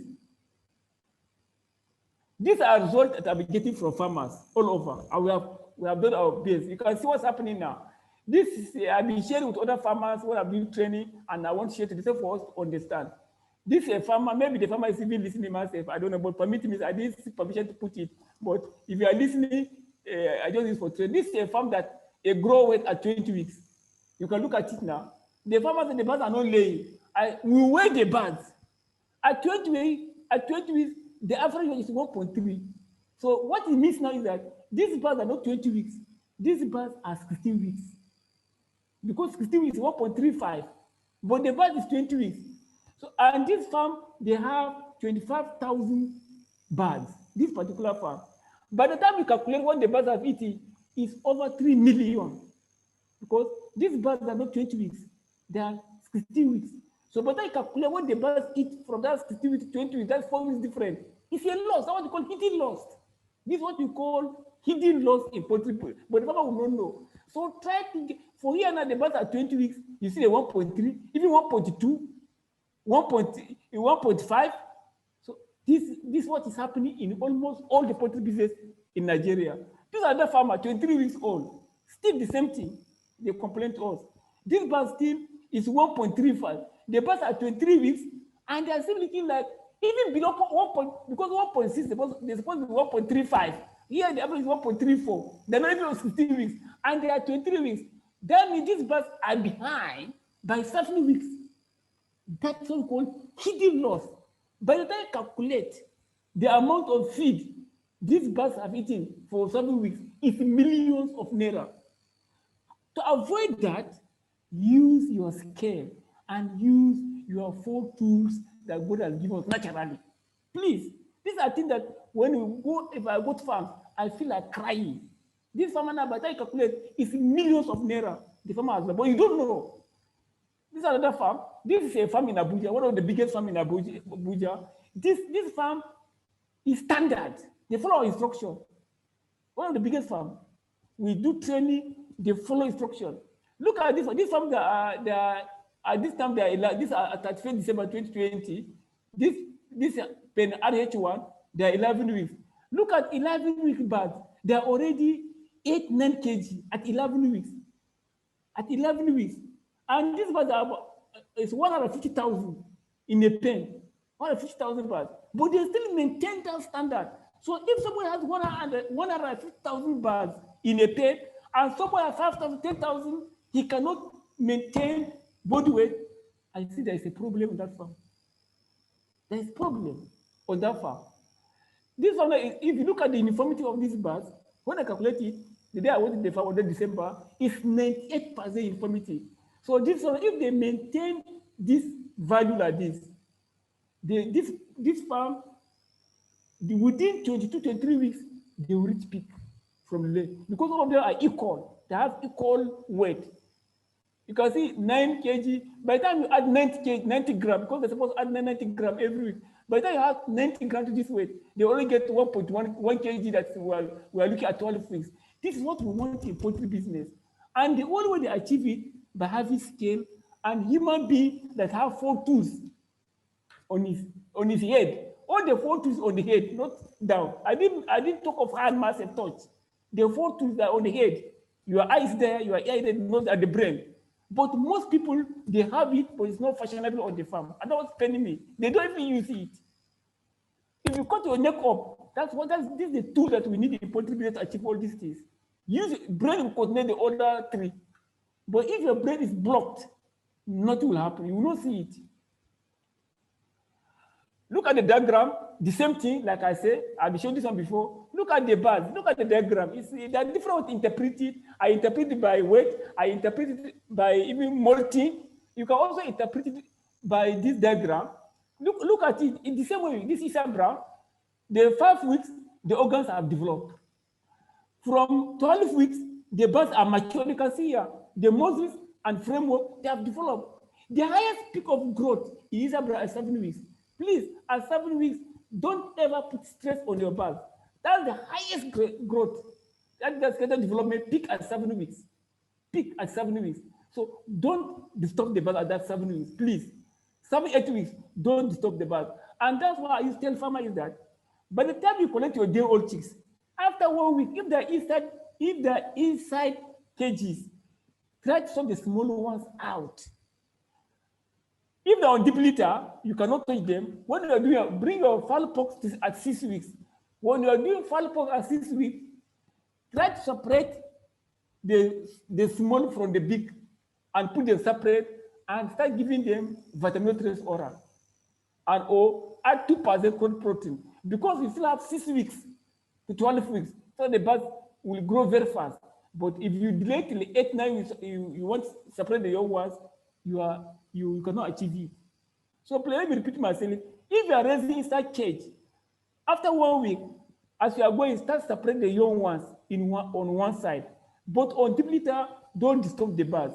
When you are giving bring your fowl pox to 6 weeks. If you are giving fowl pox 8 to 9 weeks, bring your fowl pox to 6 weeks. So that when you are giving fowl pox, take your time. Make sure you have already separated your pair into 2, where you can put the round one. As you do your fowl pox, take them to separate the round one aside. So those round one, you give them special attention because you still have 6 weeks before the 12 weeks, so they can catch up. And you can see that at 16 weeks, look at that graph, increase calcium per layer. You bring your per layer here. By the time you bring per layer, by 15 weeks, the birds will start laying. By 19 weeks, they are on 5%. And you know, the moment the birds, if you are in a good layer that follow this instruction, if once your birds start laying, every week the percentage double. The percentage is double. If you have 1 egg today, at least if you have 1 crate, after you have double, how you know that your birds are performing? That's a normal way. But in this our case, they even be triple or they will even increase very fast. These are the tools. Please also emphasize it. This is what is lacking on most farms. We don't make use of our nose. We don't make use of our ears. We don't make use of our eyes. We don't make use of our brain. What we call professional blindness is what's happening. We don't see it. We use it as if it's a norm. So please, if you are listening to my voice this evening or this afternoon, activate these senses once you are poultry business. These are the tools I'm talking about. When I say apply technology, I didn't say go and buy all this. Just your technology is your tool that God has given us. So apply it. Always think out of the box. And that's what every time if you are in Lasana farm, anytime we are doing brooding, we must improve than the previous brooding. We have to think, we have to use our brain. We have to sit down together. What are the problems? But some people, they just, birds are coming. What do we need in charcoal? No, you have to improve. What can we do things? What can we do different than the other one? You keep on improving. Please. And this is what's lacking on most farms. Like in poultry flock, generally, you have 3 sets of birds. You have those that are light, they are bad. Then we have the normal and we have the heavy. So your job now is that as a farmer, how can the bird be equal at laying? That's what the problem is. Any flock you enter, any farm you enter, from day one, you have these 3 types of birds on the farm. You have the ones that are light, those that are normal, those that are heavy. Your job as a manager, your job as a supervisor, your job as the farm owner is that how can these 3 flocks be of the same weight and size as 15 weeks? If you don't have that in your mindset, that means that farm is in danger. Please let me repeat myself. This, you have this treaty in poultry business on a farm. Any farm you go to, you have those that are small birds, those that are normal, breed standard, those that are heavy. Our job now is that how can we bring them to be equal as 16 weeks? The smaller birds, if you don't bring them, the problem is that the smaller birds are in general the slow eaters. If you leave them, if you don't separate them, the smaller birds in general they are slow eaters. And the heavy birds are fast eaters. It has been noticed by the more technical team, especially with mash feed, not pelletized feed, that the smaller birds eat for 30 minutes longer on the same amount of feed than the heavy birds. So you discover that if you don't separate them, if a heavy bird take maybe 5 grams, 10 grams of feed in 1 minute, the lighter one will take 30 minutes to consume the same 10 grams of feed. So that means the smaller one, they eat slowly. So by the time you leave the smaller ones and the big one together, you find out that the smaller will be aggressively eating. They even pick the energy they pass feed, and they leave the front one at the back. And those ones they come and eat, they take a longer time to consume what the heavier one is eating. So that way they keep on remain smaller and smaller and smaller.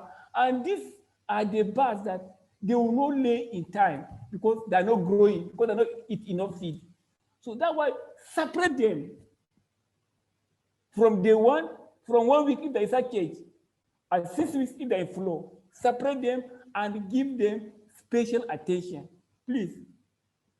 And vitamin plus oral is the drug of choice that can be given them at that point, if it's give them at that point in time.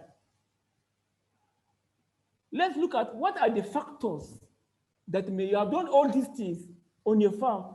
What are the factors that affect this weight? One, make sure no overcrowding. As a farmer, know specification of the cage you are using. If you are using deep litter, know the measurement of your space and certain area you're going to keep the birds. Because if there's overcrowding, the birds will also slow down.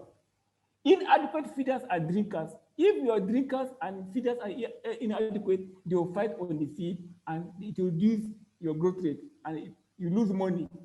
Use of raw feeders and drinkers. So people use of raw, like over the weekend, they post a farm in Sangwater that had bird flu. I saw it all over the platform. And when I saw it, I shook my head. Those birds that are around 13 or 17 weeks, and the birds still using chick drinkers. It's not good. Those birds will not be performed. Go and mark them. Even though those birds do not have bird flu, those birds will never perform, based on what I saw on the picture. Because birds are 17 and you are still using chick drinkers. If you saw the chicks, they are folding back. So that's the use of raw feeders. Use of raw feeders and drinkers. And also there's disease problem. So make sure you invite your vet to or have a professional on the farm to quickly look at disease problem. Or poor big trimming. A lot of farmers, they just depict anyhow. So that can also slow down the growth rate. Then poor quality feed or inadequate feed for the birds. So by the time you are weighing your birds and you're not getting the result, come and check this 1, 2, 3, 4, 5, 6, 7, 8. What are the problems? This is what we call checklist. And then poor ventilation. If you are weighing your bird and you are not getting the weight, do I have poor ventilation? You check. Or is there lack of teamwork? Because lack of teamwork on the farm also. I've noticed in Kaduna, there's a farm, the manager and supervisor are fighting on post.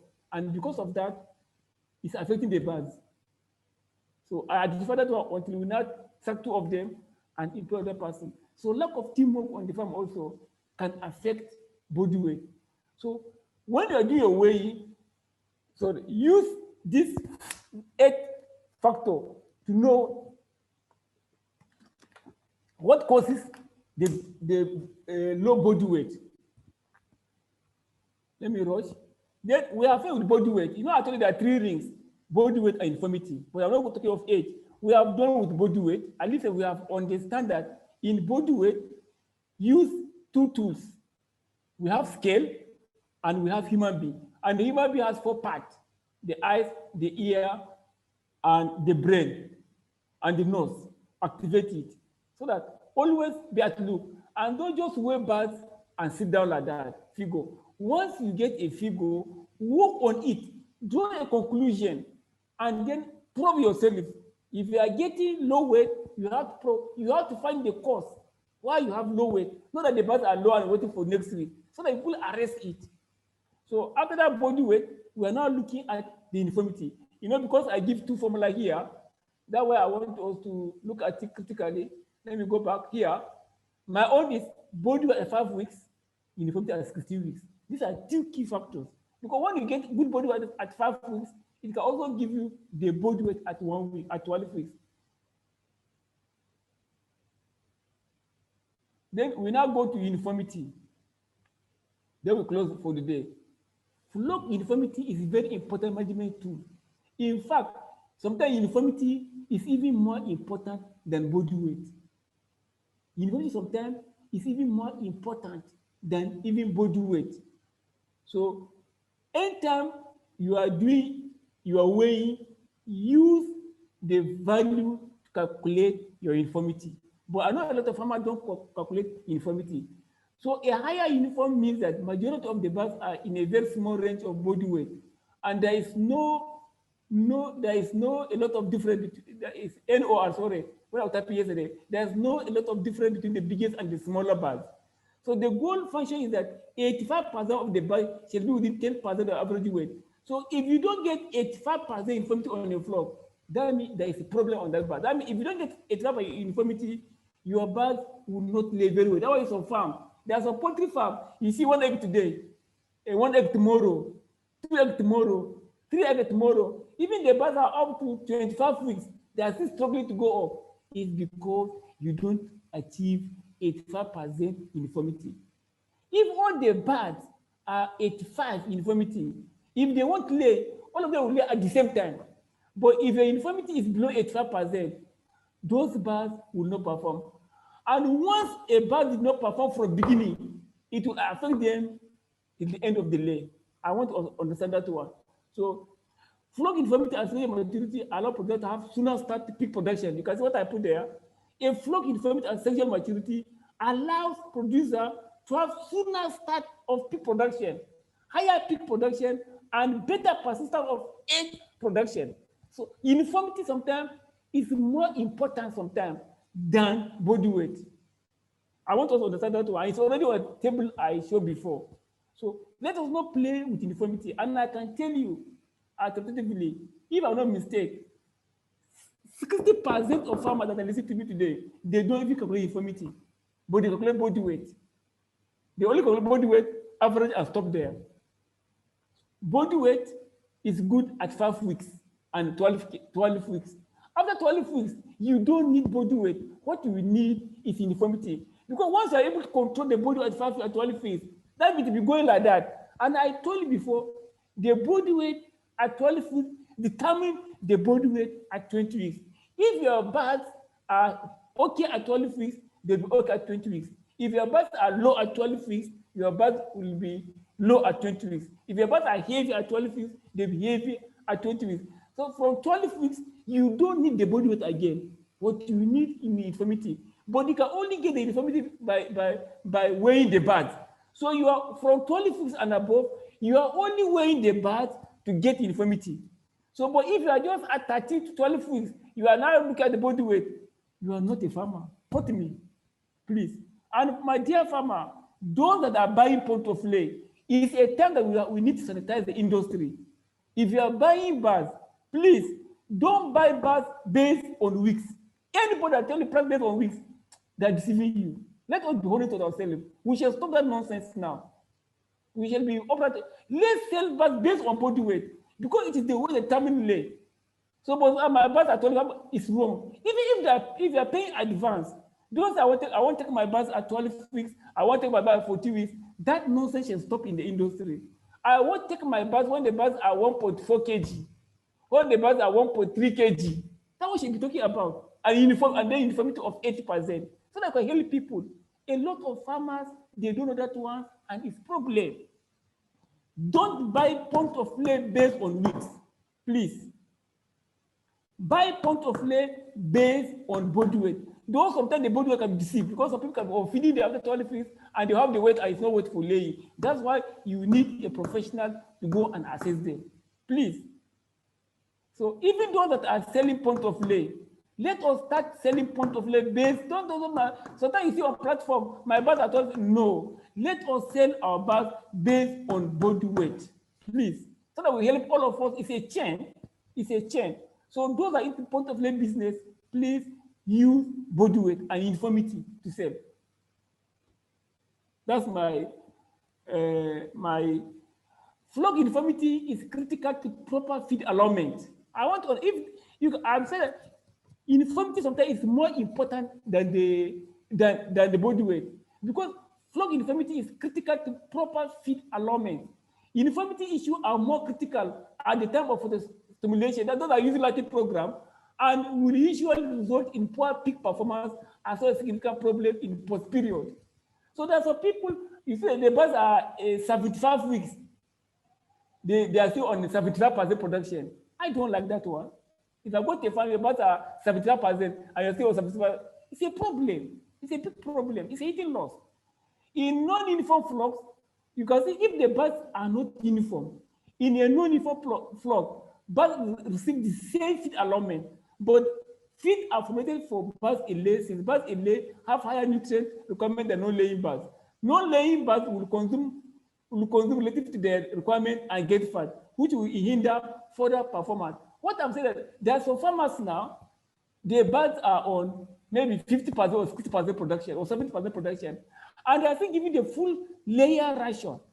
If you now look at it, those that are maybe 20% of birds, you're supposed to get 80, maybe 88% production, and now you are on 75% production, 72% production. Then you still have 25 or 26% of the birds that have not started laying. And those that are not started laying, you are now giving a layer ration. Those that will eat and are not laying. So the layer that is very rich, they only eat to maintain themselves at the growth. So the excess one, they develop to fat, and that's why you see at the end of the day, you see prolapse, even in laying birds. That's why the problem is. So that feed allotment is a problem for flock uniformity, and a lot of farmers don't know about that one. So that why please, as 16 weeks, your uniformity shall be 85% production. So if you're a farmer now, if you are a farm that are maybe 25 weeks, 26 weeks, and your production is very low, and they're giving the same ration, you are even destroying your flock. And those birds will eat 3.5 kg of feed in a month, and they will not give you egg. So we have to avoid that one. These are all the hidden loss in poultry business also. So uniformity, body uniformity, you want 80%, so that all of the birds are within this range. But if they're not within that range, it's a problem. And like that in body uniformity, body weight, factor that affect body weight, it's the same thing with uniformity. Slow speed of feeders, not enough feeders, insufficient feeding space, insufficient drinking space, overcrowding, poor debeaking, or comatosis, indirect disease, or upfront feed change. There are some people that keep on changing formula. It will also affect the uniformity. There's a farmer, today they change feed, tomorrow they change another formula. At that point in time, it affects uniformity. So this is our farm. I don't give you an example of our farm. What we are talking about is practical. This is pen 2. These birds, now they are on 88, 89%, and they have been on that percentage for more than 5 months now on our farm. This particular pen, more than 5 months, they are never go below 88%. You can go and check on. Look at this flock now. I just want to tell you the uniformity and body weight. These are 70 weeks. That time they are 70 weeks, I weigh them. I'm not doing my weighing. They are 1.42 gram. The standard weight of Isabra at 70 weeks is 1.450, 1.430. We are only behind by 10 grams. And the uniformity of this bird, the doctor is, I think, is on this farm. When we calculate the uniformity, it was 97% uniformity. So at that 17 weeks, they have not started laying. They have not started laying. But we know that by next week, they will get 1.5 or 90. So we are sure that 5% of the bag will lay next week without we're not seeing one egg. We already know that by next week at least we get 5%. It's sure, we're sure of that. And they already pre-layer by 1 week. This bag, by 22 weeks, they are 80-something%, and they are still maintained up to now. It's only that hot weather we have drop in production because no drop weather, but they pick up after the weight. That March, February, humidity was very high, so the production came down to 81, 82. But after that, it picked back. If those birds don't have the body weight and infirmity, there is no way they will maintain that production. And the only tools we have here is our D scale and our forces is going to give you us, and we utilize it. So I want every farmer to also achieve that. You can see them. You can see all the birds are almost the same. Only 6% of them that are look different. Only 6%. No, 4%. No, 5%. Go 95%. I have the report. So these birds, they are doing very well. And these birds, I can tell you, with the way we maintain them, these birds up to 85 weeks, those are the 80%. They will never come down because we are able to achieve the body weight at 5 weeks and uniformity at 16 weeks, and they give us persistent results throughout. I say our formula is that body weight at 5 weeks, uniformity at 16 weeks will give you persistent production for long. But most farmers don't know that one. So that's why we are revealing this one to you this afternoon. So how do you calculate uniformity? For those that don't know, you have the body weight. I just use, like I said before, weigh 100 bags or 1%. But I just did calculation here for 15 bags. These are the weight. We weigh them. Number of bags, 15. Then the average body weight is, after we find the average body weight, is we calculate all this one, divided by the 15, it gives 185.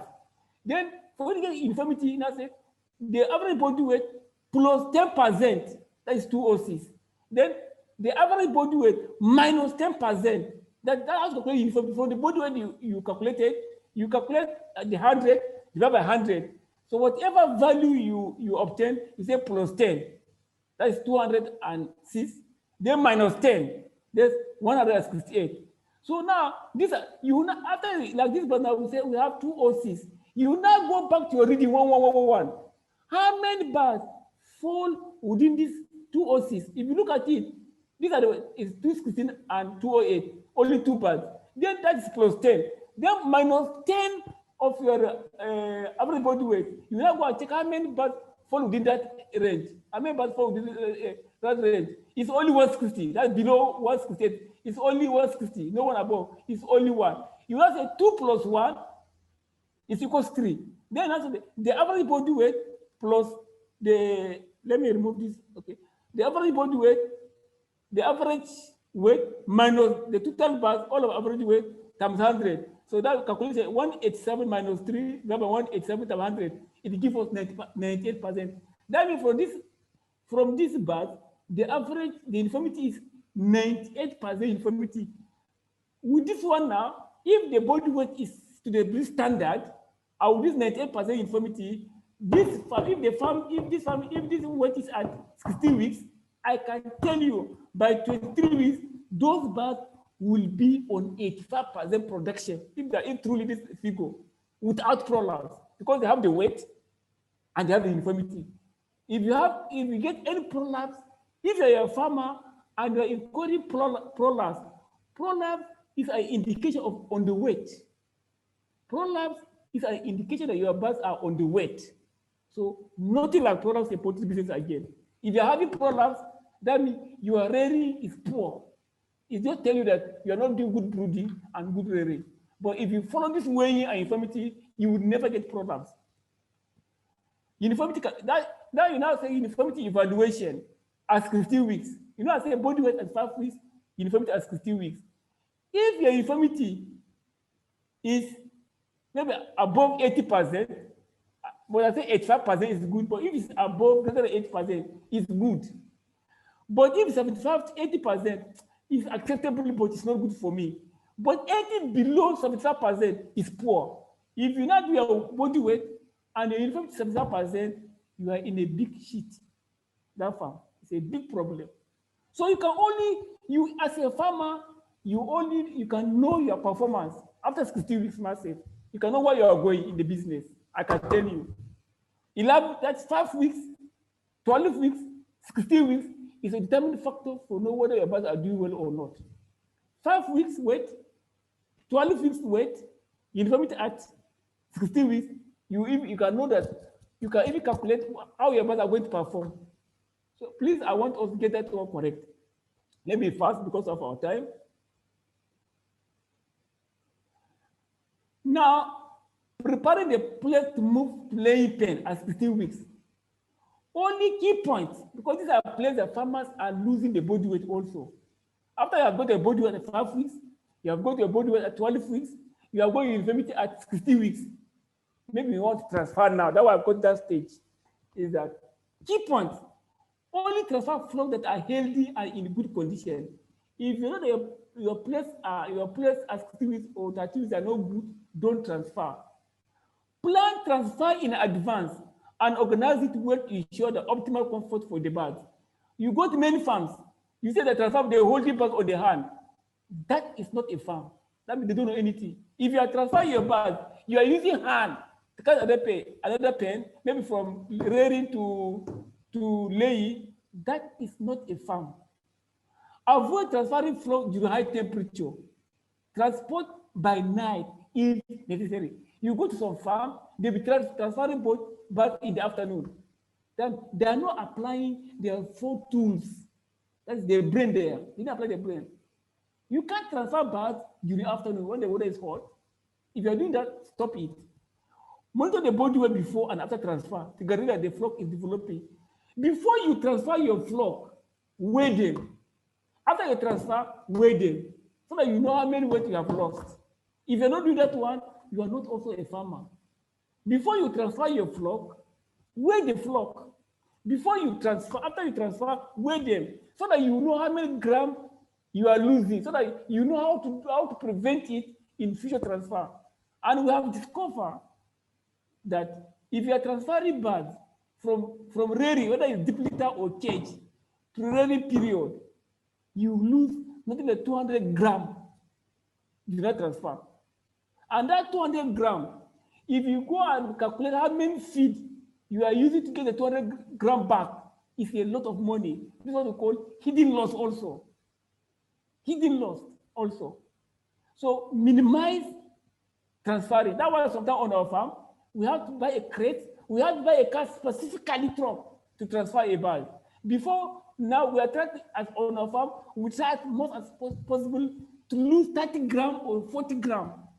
But most farmers, they lose more than 200 grams, maybe 250. It depends how we are transferring. And to get the money back, you have attained the 1 kg at 12 weeks. But during transfer, you lose the weight. These are sort of hidden loss.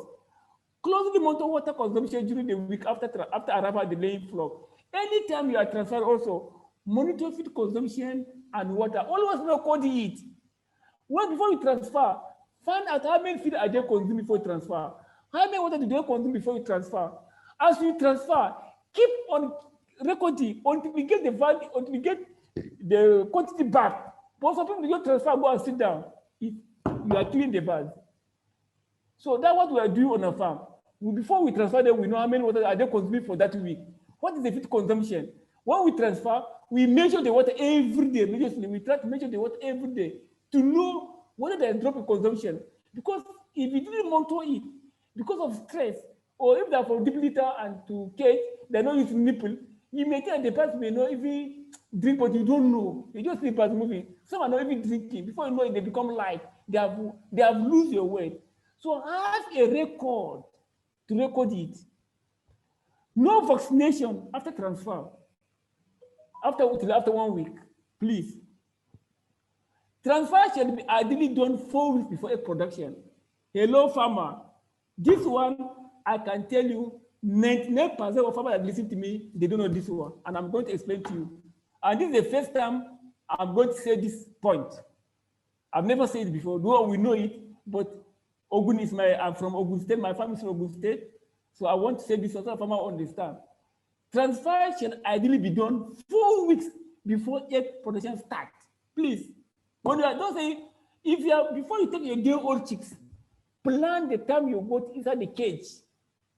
So unless there is problem, transfer shall ideally be done 4 weeks before egg production starts. Certainly not less than 2 weeks before egg production starts. Because production starts at 18 weeks. What it means that? Your production starts at 18 weeks. That means if your production at 18 weeks, you must transfer your birth at 13 or 14 weeks. That's what it means. Certainly not 16 weeks or 17 weeks. The purpose is that, listen to that, the purpose is that the birth receive a time to recover from the stress accompanied with transfer, and that the rapid ovary development, I've told you before that by 12 weeks, birth is 85% mature. What's happening is that ovary is developing. By 16 weeks, the ovary is developing. If you get the weight, 17 weeks they are developing, 18 weeks they will lay. If you see egg at 18 weeks, that means the ovary are developed by 2 weeks back. It takes 10 to 12, 2 weeks, 14 days for the ovary to form. So that means if your birth starts laying at 19 weeks, that means the ovary start developing at 17 weeks. That's what it means. So not that egg just from that very day. So the purpose is that birth receive a time to recover from the stress accompanied with transfer, and that the rapid ovary, because it's rapid ovary development is not being depressed. It's not being depressed. Unfortunately, that the later fall exactly within the period of transfer. That's what I discovered in Nigeria. I have the data all over. Late transfer.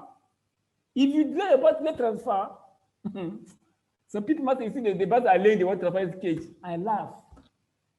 Late transfer bears the risk of damage to the birds, in particular to the ovaries. In the ideal situation, birds are transferred at 60 weeks, if ideally normal. This will enable them to be fully adapted to the new layout before the no, it's 40 weeks, sorry, this is 40 weeks, not 60 weeks, 40, 50 weeks. I think what I was typing yesterday, I made it 50 weeks, sorry, I will change it after this. Birds are transferred at 40, 50 weeks of age. This will enable them to be fully adapted to the new laying house before the onset of lay. When birds are transferred too close to set of lay, oh, my dear family, see that powerful point.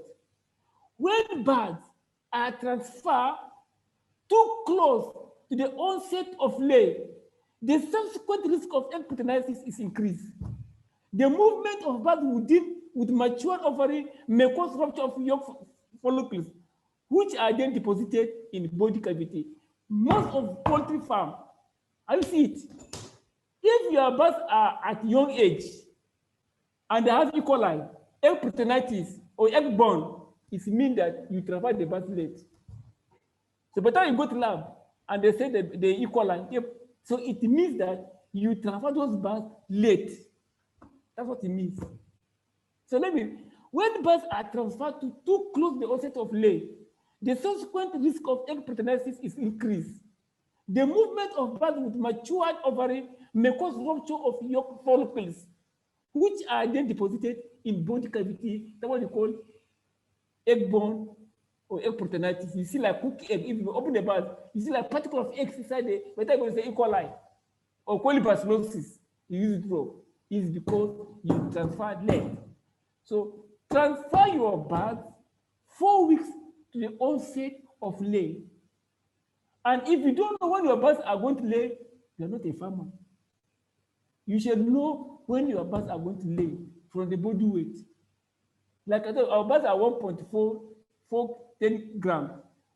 I already know that in next week they will start laying. And you see egg, because egg lay based on body weight. So you can tell from 12 weeks, I can tell when my birds are going to lay.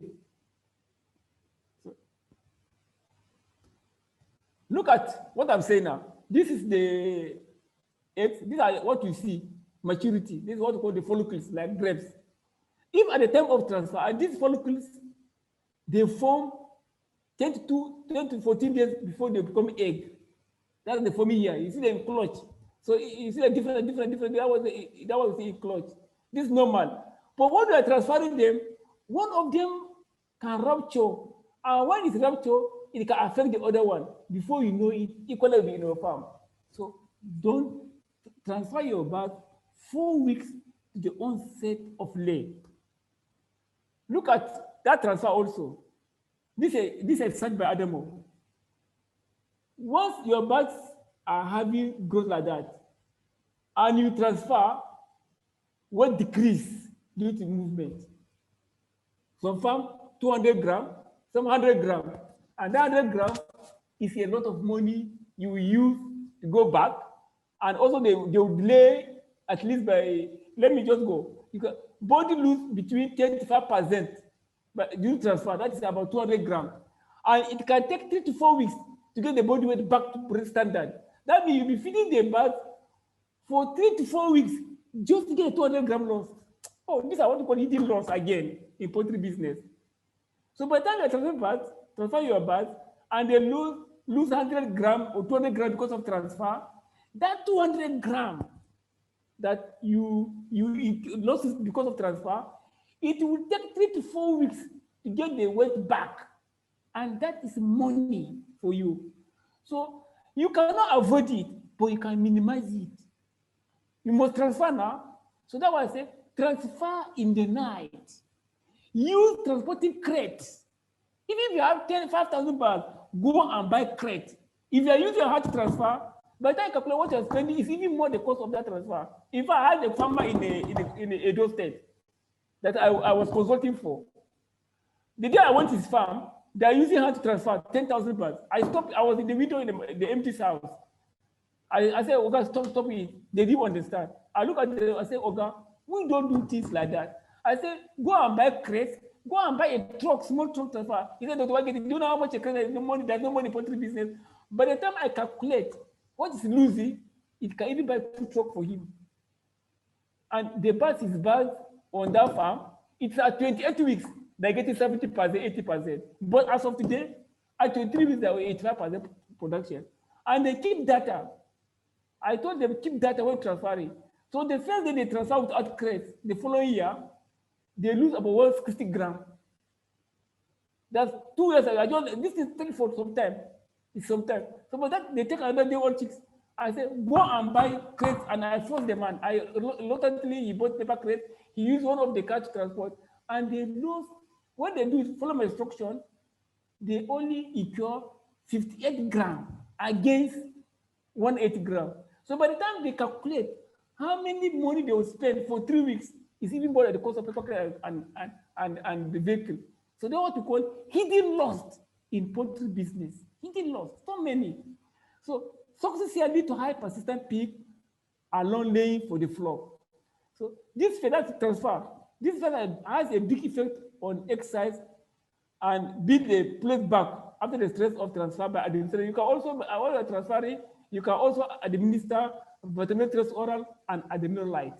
Vitamin trace oral is a formulated vitamin that contains multivitamin, electrolyte, and amino acid. Either vitamin trace oral or adrenal light. And this one, 1 gram, 5 liter. This one, 1 gram, 10 liter, which is very economical for farmer.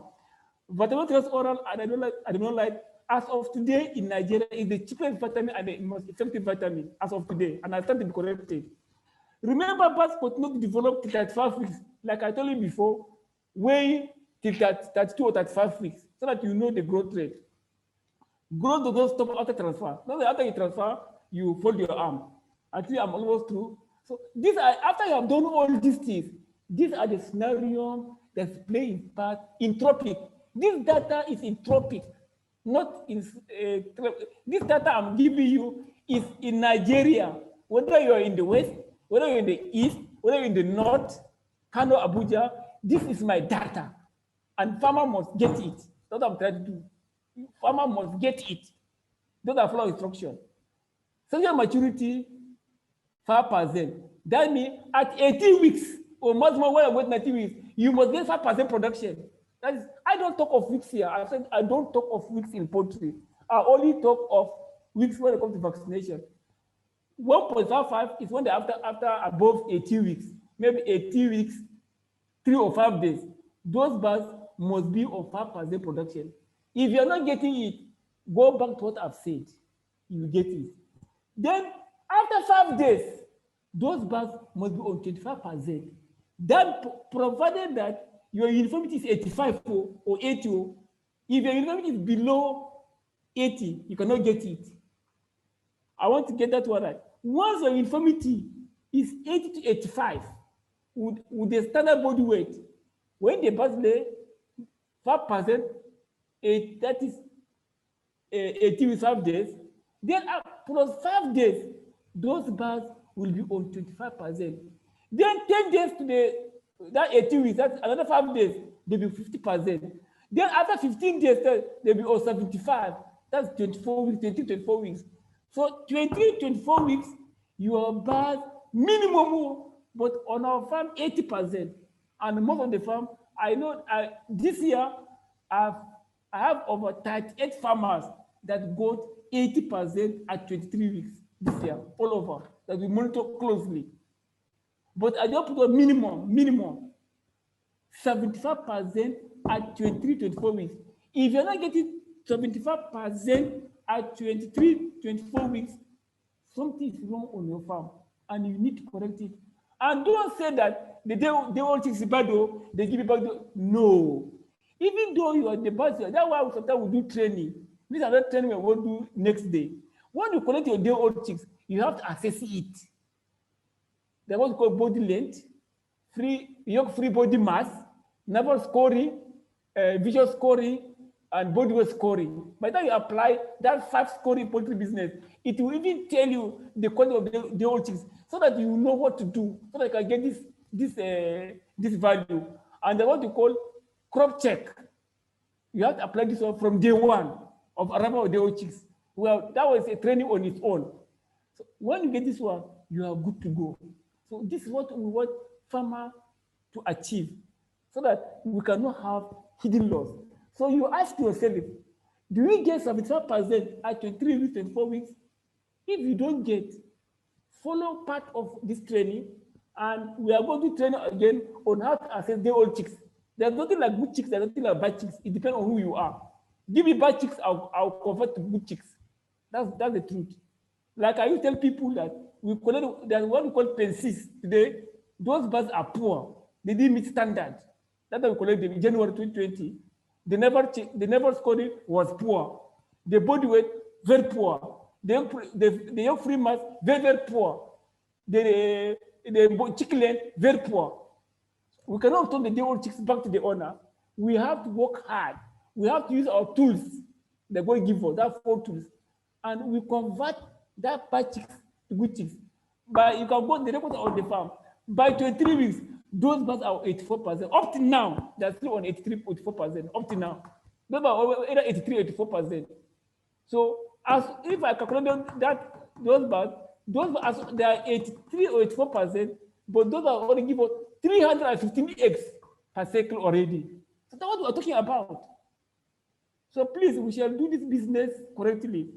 So this poultry business, it is not a rocket science. It is not a rocket science. Pay attention to details.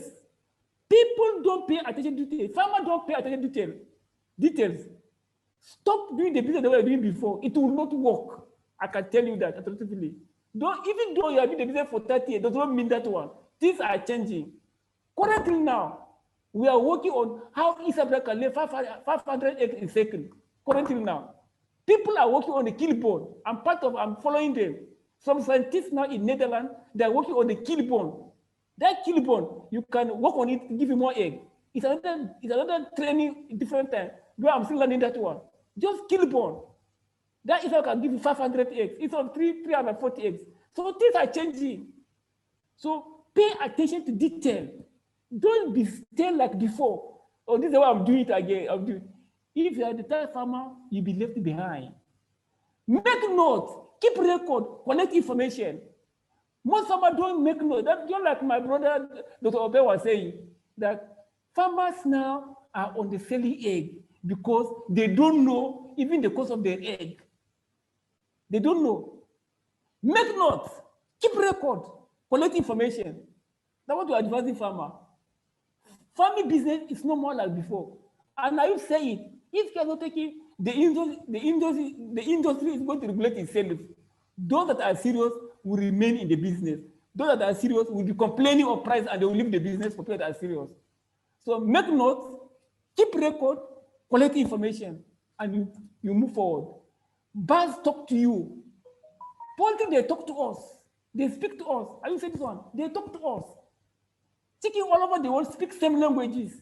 They talk to us, but we fail to understand. If a bar that have CRD in Nigeria, it's the same thing in Netherlands and in France. If a bus have coccidiosis, red blood, it's the same thing.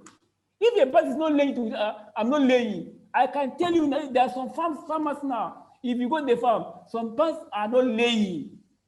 And those bus are not laying, they will take 3.5 kg of feed every month without laying. So you discover, and they will tell you, I'm not laying you as you're passing, I'm not laying you because you are not using your tool. As you're passing your pen, some people beg you, please, I'm not laying, remove me, I'm checking your profit. But some farmers don't apply the full tools and incur losses. I was in farm in the last month in Oyo.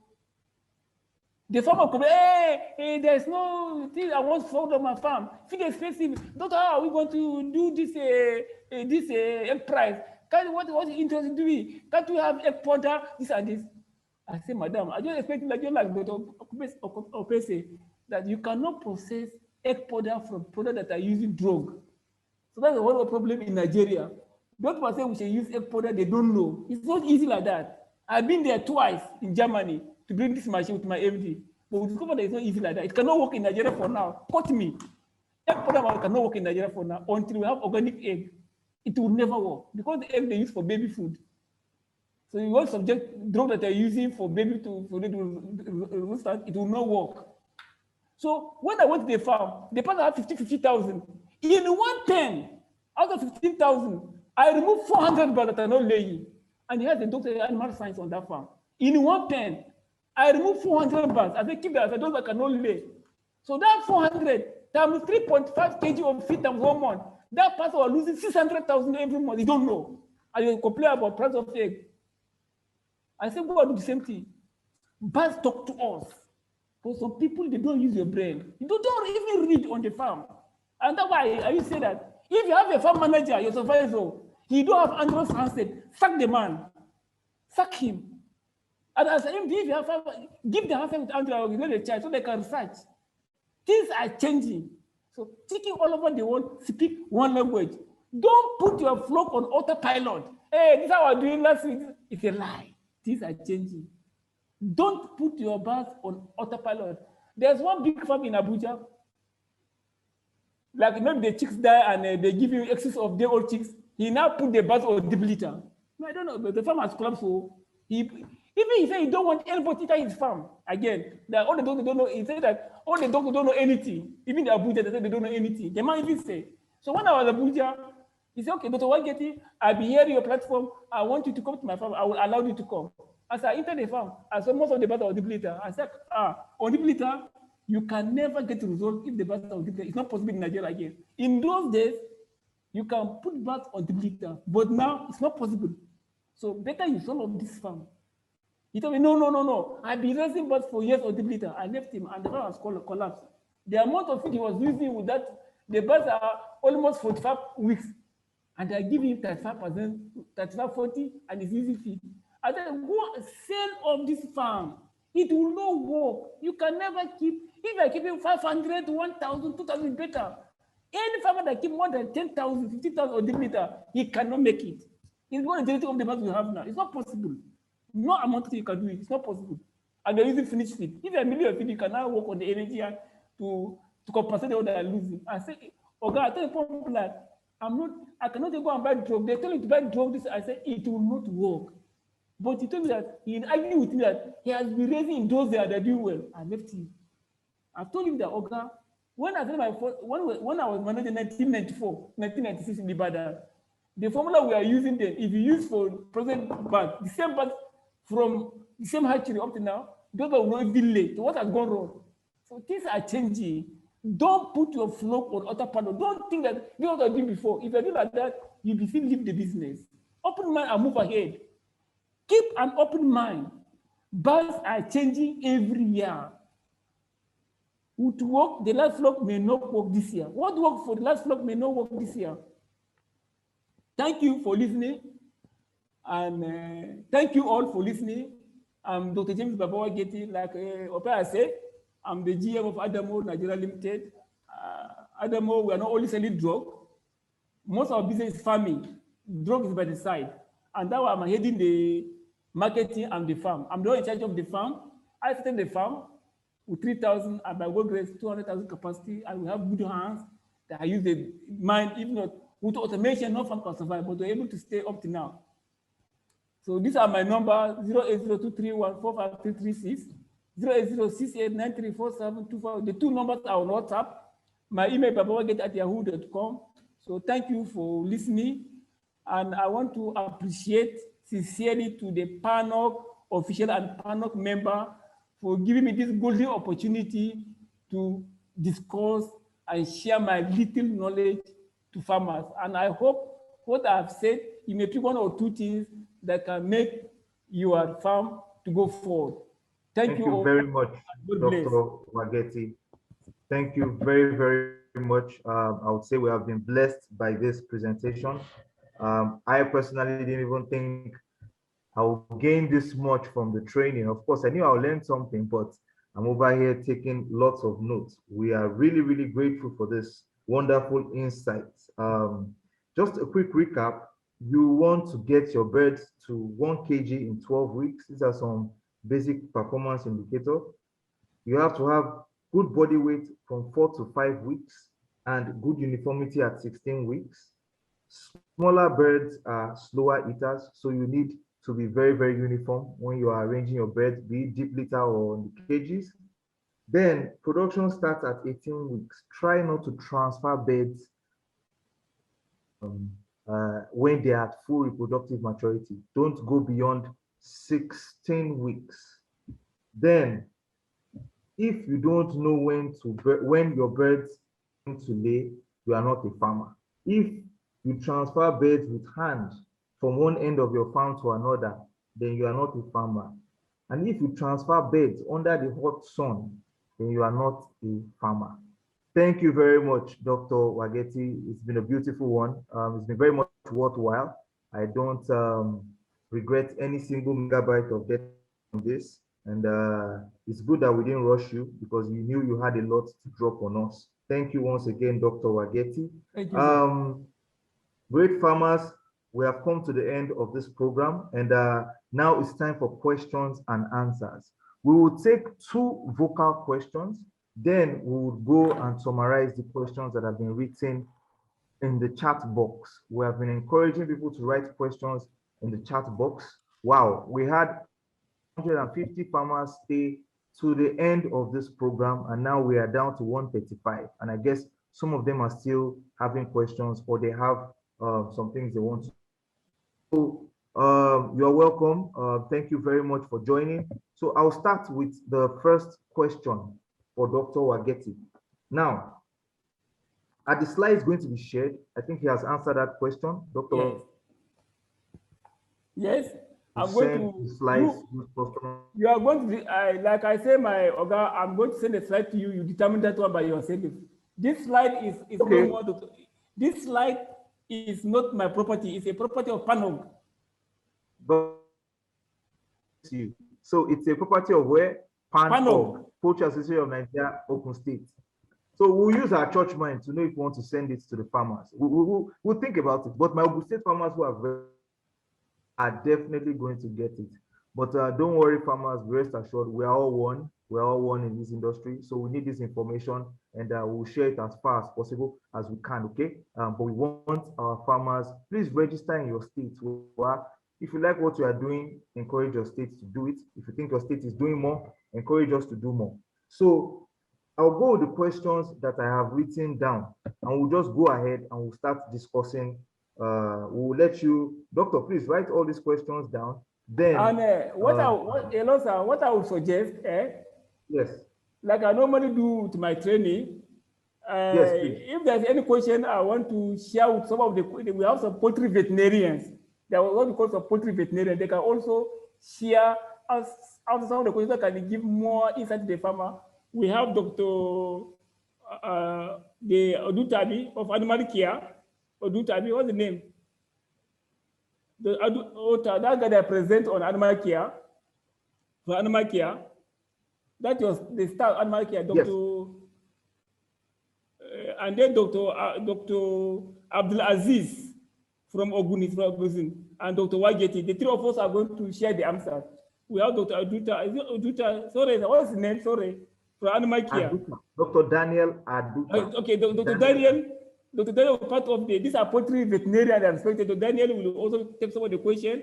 Dr. Aziz, who is a Adamo technical officer that cover Ogun State, he was also part of the answer some of the question, and myself. Let's share it. I want it that way. Yes. So please, would like to, Doctor, if you can, maybe you can now forward the questions to them. You can just let them know who should answer what question, but I will read all of them to you now, and you can quickly take them. And after you have written all of them, you take them one by one. Okay, the first question is, can feed be used from day old to 5 weeks old? That's a hybrid feed. That's for the hybrid presentation. Can their broiler feed, the 3-in-1, can it be used from day old to 5 weeks old? If the hybrid representative is there, please note that question. How long would the birds lay if these conditions are met? Conditions being 4 to 5 weeks body weight, uniformity at 16 weeks, 1 kg at 12 weeks. How long would the birds lay for? Then explain uniformity of birds and its calculation at 16 weeks. I'll merge that with another person who said that, how do you calculate uniformity at 16 weeks? The person was asking, I think they may want to look at that slide again on calculating that uniformity. Then, in the situation where there's fluctuation in feed supply, during the first 5 weeks of brooding, how do you achieve the expected body weight? They are talking about fluctuation in feed supply. So what is the acceptable livability for broilers at 6 weeks? Or what is the acceptable mortality rate? How do I ensure farmers are met if I bought point of lay? Okay, how do I ensure these parameters are met if I bought point of lay? That means they are not the ones that raise the birds. How do they ensure that? I think you have mentioned something about that. Somebody asked, what is cage fatigue? Then another person asked, do these principles work for Noila birds? I guess there's the Noila breed of birds. They want to know when can debeaking take place? Somebody wants to know when debeaking can take place on their farm. I think it's okay. Most of our time, maybe some of them they can send we send to me, I will send to them. I think better, even though we will not be able to finish. I think what I will advise, some of them they can send even though we will not be able to close now. So what I would suggest that, and we don't want to say, we didn't answer some of the farmers' question. So what I would suggest is that they can forward their question, though I will not be able to answer. I think I will say we'll stop here. So that they can forward their question to PANOG email, and they can forward to us, myself, Dr. Daniel, and Dr. Aziz. We will now reply and send to them. Wonderful. I think that would be better. Yes. Wonderful. So they can send it. No problem. We can answer some of them, and that's what we're going to answer to them. We're going to attend to them all questions. Let them send to PANOG email. Okay. Then with myself, the three of us, we now answer them. I think that would be better. If not, we'll not be able to. The questions are getting. I think that people are interested in the topic. So let's do it that way. That's what I would suggest for now. Wonderful, wonderful. Thank you. Was quite adamant about. The person said that, how long can birds travel? This person was asking about point of lay. What is the effect of this in transferring birds in long distance? If you have attained those parameters at 16 weeks and you now transfer them 400 kilometers, what is the effect of that? So, and one person said, how many birds should be weighed at once when you are targeting uniformity? Those are the last two questions. Then all the other questions from this chat box, we'll take them, we'll send them to you, and you can answer the other ones. Please don't forget to follow us at panog.org on Instagram. That is where a lot of the follow-up from this presentation can also be addressed. You can also put some of those short, important questions and answers as Q&A. With the answers Dr. Wageti will give us. Follow us. We'll post some of them there as a teaser. Thank you very much. So, Doctor, over to you. You can answer those questions. Okay, thank you. Dr. Daniel, can you hear me? Dr. Daniel? Is Dr. Aduta with us? Yes, let him unmute himself. Oh, Dr. Aziz, are you there? You shortage your feed, you know, people are selling feed now. That's why I want to answer your shortage your feed, all this, so that they can explain how animal care can come to their aid. Yeah? As Dr. Aziz is here, sir. Okay, Dr. Aziz, can you, did you know the question? Which of the question do you want to answer? I don't want to tell you. The one you know you can answer very well. I don't want to. I actually got the one that has to do with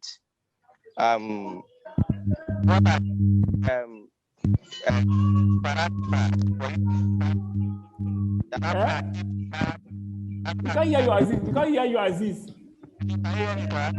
No, maybe from my side. I don't know. Hello.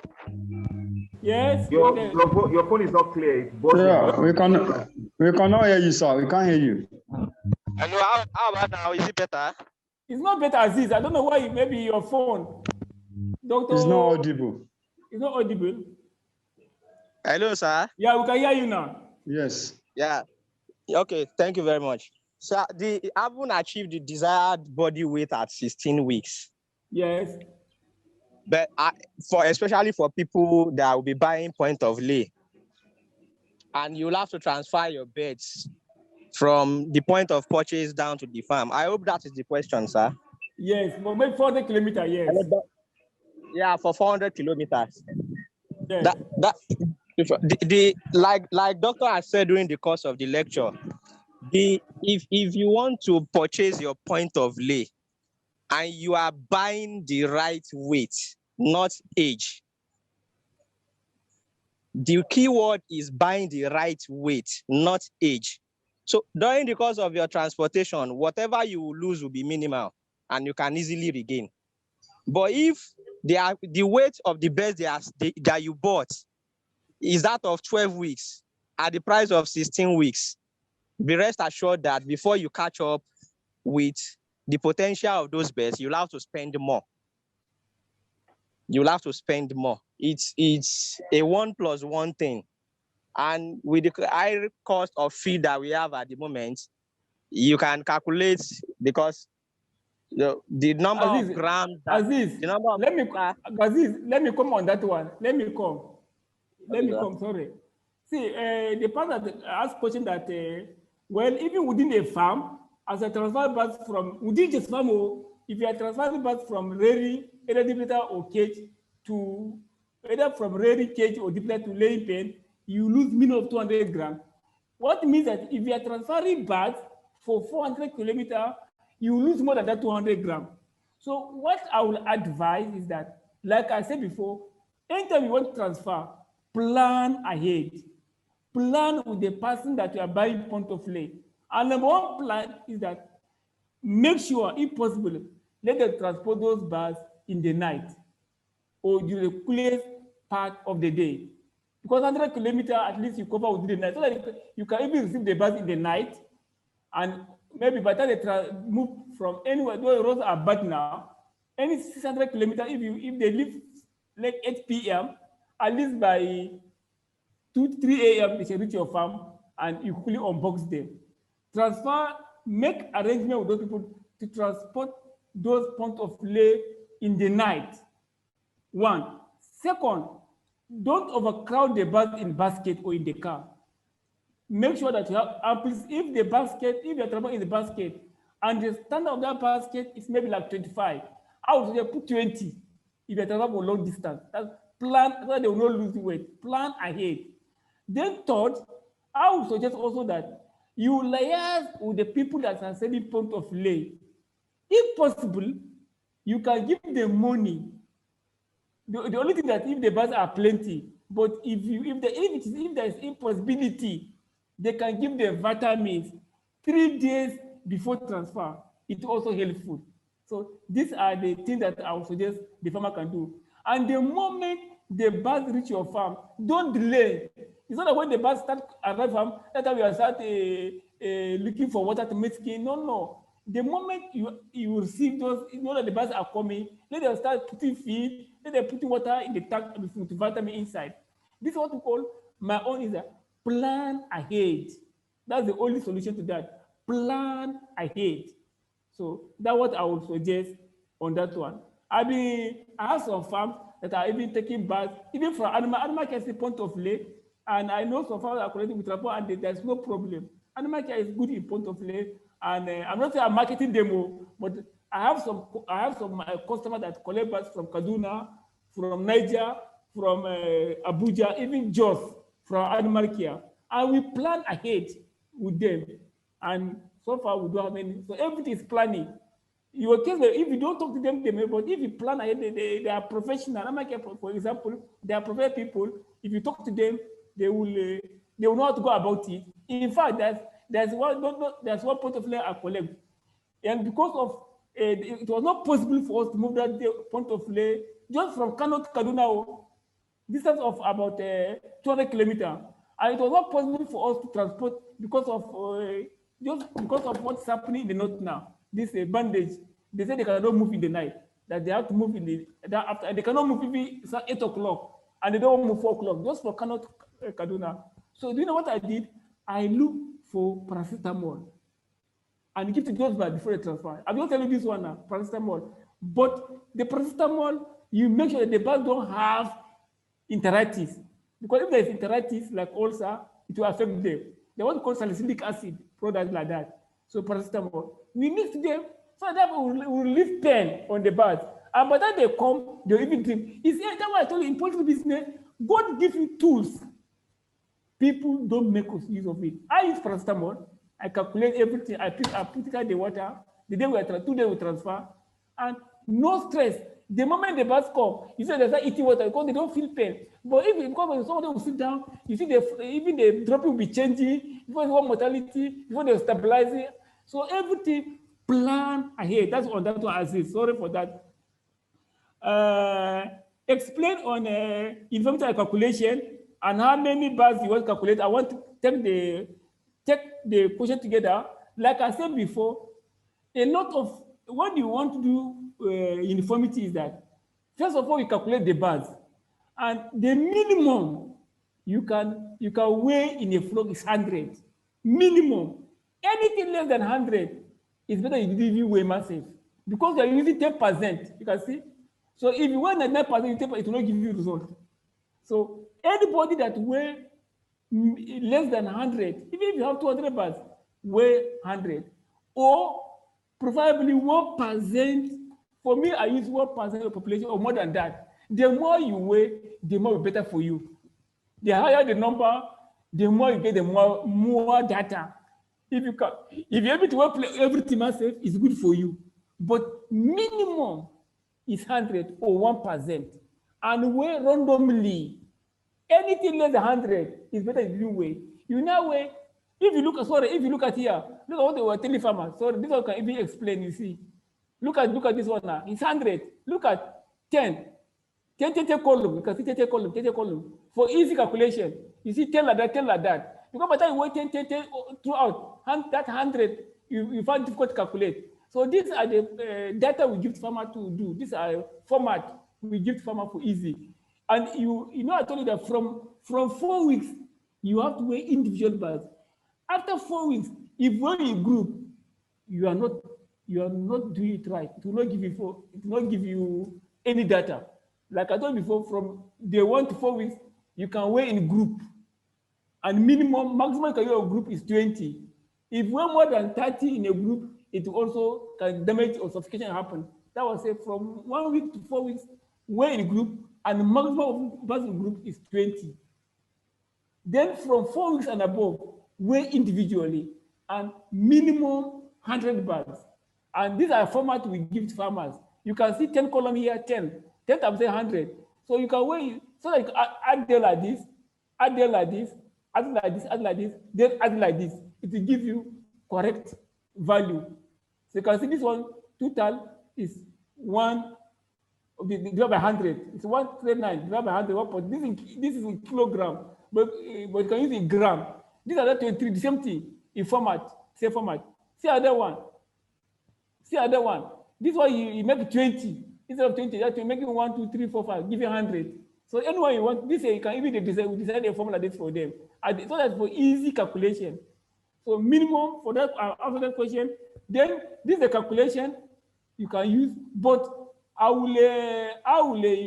you contact if you have laptop on your farm, I can give a software to panel, and they can share to all the farmers for Uniformity.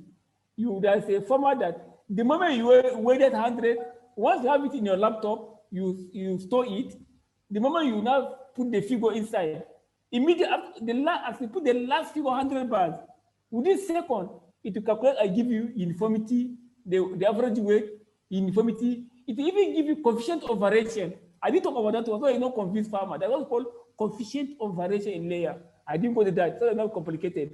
But it's also very, very important, that coefficient of variation. So I can give that software to panel and they can share it for. But in case you want to do manually, I just do for 50 bars, 15 bars, just for example, I said for 100 or 1% population.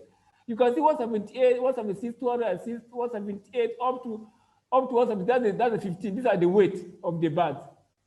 That's for example. So you now add the 15, the total number of 15. So the average weight of the bars, that's body weight divided by total number of bars. That's after you add this one, it gives you 28110.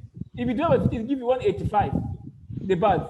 Now you say 185, that's 187 plus 10%. So that you want to, and then 187 minus 10%. So what you want to do, you want to get this one. How many bars fall within here? Out of that, you can say 1, 2, 3, 4, 5, 6, 7, 8, 9, 10, 11. You want to know how many bars fall within that one. That's why you are doing plus 10. If you look at this one, for this one is 60%. That one can only give you coefficient. If you do coefficient variation, it will give you this one. So that's 187 plus 10% is 206. Then 187 minus 10%, it will give you 168. Then 187 plus 10, it gives you 206 weight. That's kg. That is a kg. You now go back to your value and I say, how many bars are from 206 and upwards in that figure that you obtain? If you now go this are weighing 206 upwards, 276 is below, 216, that's 1, 117, no, 208, because we look at 206. So only two figures, that's 216 and 208, that's above 206, that 2 bars. Then the minus 10 is 168. You now go and say, how many bars are below 187? 170 is above, 170 is above, 160 is below, 170 is above, 185 is above, 170 is above. So it's only one. You now add, these are the two. So the total number, the higher and the lower is 3. So from there, you now calculate your body weight and give you 80. This one, like it gives us, oh, sorry. Yeah, it gives us 98%. That means if you are sure that at 16 weeks, you are about 98% and body standing weight, I can tell you, any farmer that gets 98%, by 23 weeks, those bags will be on 85% production. But if now you now do it and you get this one, these are your evaluation. You have to evaluate what you have done. You have to evaluate yourself. Oh, if it's above 80, oh, it's very good. If it is around 75 and 80, it's acceptable, but it's not good. But when you calculate it and it's below 75%, that farm is poor. Those bags will never perform. That's the problem. I think I have explained from this calculation. Okay, shut out your feet. I'll leave it out to Dr. Daniel. Lovability umbrella, this I'll leave it out to Dr. Daniel. I think I'll share a short point of this. Then cage fatigue. Cage fatigue. Let me explain that cage fatigue. What is cage fatigue? Cage fatigue is a situation that, like I said before, is that in layers, the bus drive that This egg we are eating, it takes only 4 hours for egg to form. I want to understand farmers know that one. The yolk and the albumin takes only 4 hours for it to form. But the calcium, it takes 20 hours for calcium to form. That way, that was the egg takes 24 to 26 hours to form. So it is the calcium that takes 28 hours, 20 hours to work. But the other is 4 hours. And you find out that in the parts is that that shell that is on the yolk and the albumin, the parts get it for two sources, from the feed and from the bone. Farmers understand that it's not only from the feed, it's from the feed and from the bone to form that shell you are seeing. So if at the time of lay, your medulla bone is not reserved with calcium, those birds will have, because they utilize the calcium, everything in the bone to form the shell, nothing. So that's why we advise farmers that poultry is calculation.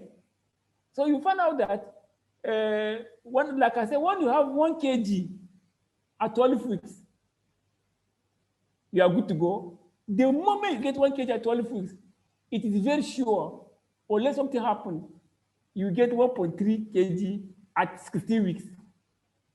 And once you get 1.3 kg at 16 weeks, you know that if you want the birds are growing by 90 grams, if you got 90 grams times, so that's 180. If you get 180 grams to 1.35, it's only 1.5.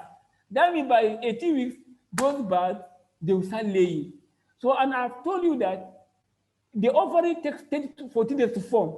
So anybody that lay by 18 weeks, that means the ovary will be forming by 16 weeks. That one could bring calcium. The difference between calcium and pre-lay and grower is 2% or 2.5% calcium. So that there's only reserved calcium in the bone. So that the moment the bird is drawing calcium from the feed and the bone, there is still calcium that remains. And that's why sometimes, if you look at it, is that it is towards evening the birds take calcium. The calcium formation takes place around 7 more minutes for questions, sir. The calcium formation takes place 2 a.m. in the evening. And that was sometimes, if you are feeding your birds, it is better to feed more of the feed in the other day in the morning. This is another topic on its own also. So I think I've explained. And that way, cat fatigue is issue of calcium. But sometimes you can give calcium mineral like electrolytes to like intracaseral. But then you give them, they will go back to their feed. But you are spending money.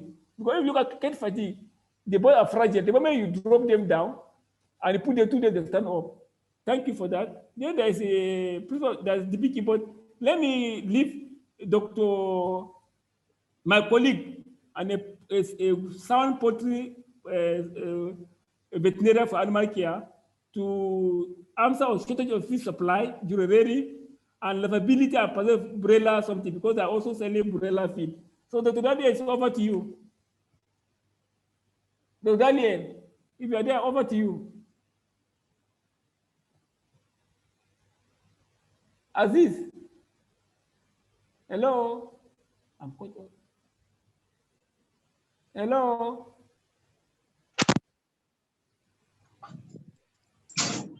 Dr. Daniel, maybe you can unmute him. Is he not there? I think he's there. Dr. Daniel of Animal Care.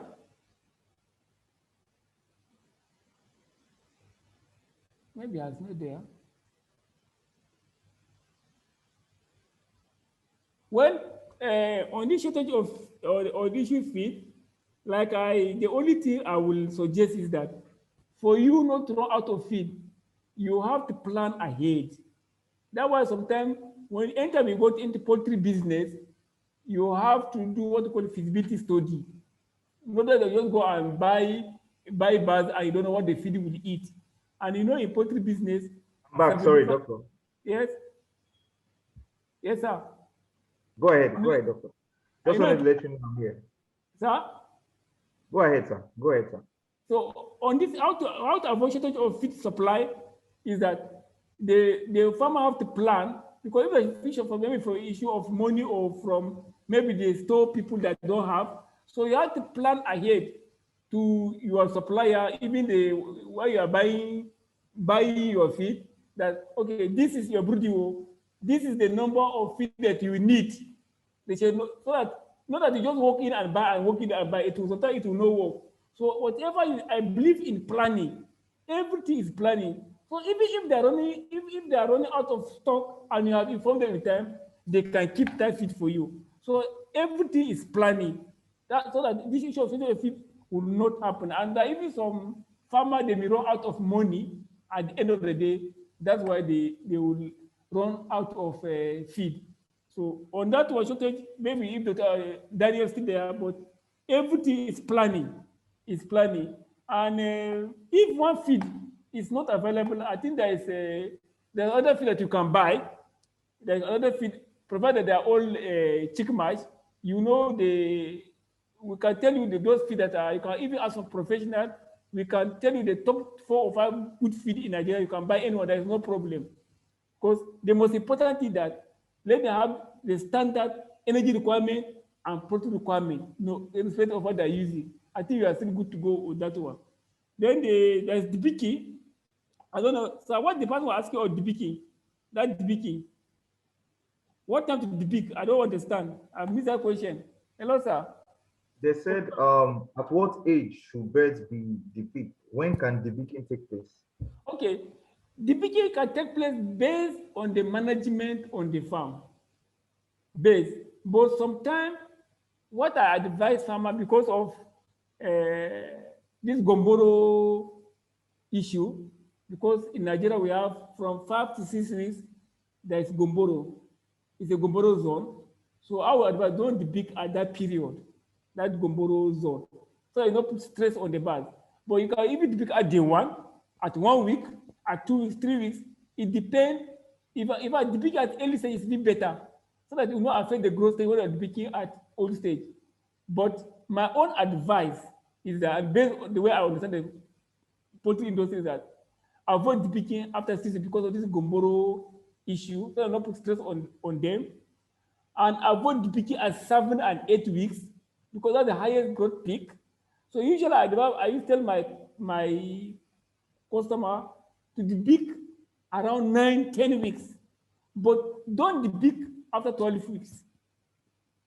Depict before 12 weeks. Depict your birds before 12 weeks. But avoid depicting from 1 week to 6 because of the gomboro. But the better depict can be at 2 days, 1 day, 3 days, 1 week. But depict at 8 and 9 weeks. That's my own advice. But don't depict after 12 weeks. Any farmer that depicts after 12 weeks, you have killed your business. Because that 1 kg you attain, the bird will lose it. And that's why you tell someone that after 12 weeks, 2 things remain for you. They transfer and give a vaccine. Don't depict about after 12 weeks. Never, never. Unless there's problem challenge you have around the line. And if it's not necessary, you depict in the night. So that's what I advise someone on that. I think all other questions they can send to, you can like that livability umbrella. I want to Daniel to, I don't know the question, so I get it very well. Thank you very much, Doctor. The person was asking, again, we can answer these questions and send it to them via email. Basically, they wanted to know what is the livability or what is the acceptable mortality for broiler. And I would just say they can look up Aboeka breed. If you just look it up online, the very first thing you see, if you say Aboeka management guide, you will see a PDF document. It gives you everything you need to know. The same thing about somebody asked about percentage, weekly weight gain, and all of that. For broiler, I have it here. This is for broiler. Fantastic. This is a weekly gain for broiler. Yes, but they were asking about livability. So I'm saying that they can look at they can look online. They were asking about livability rates. Is that I think for the base of my knowledge is that farmers should try as much as possible as mortality, but should not pass 2%. Should never pass 2%.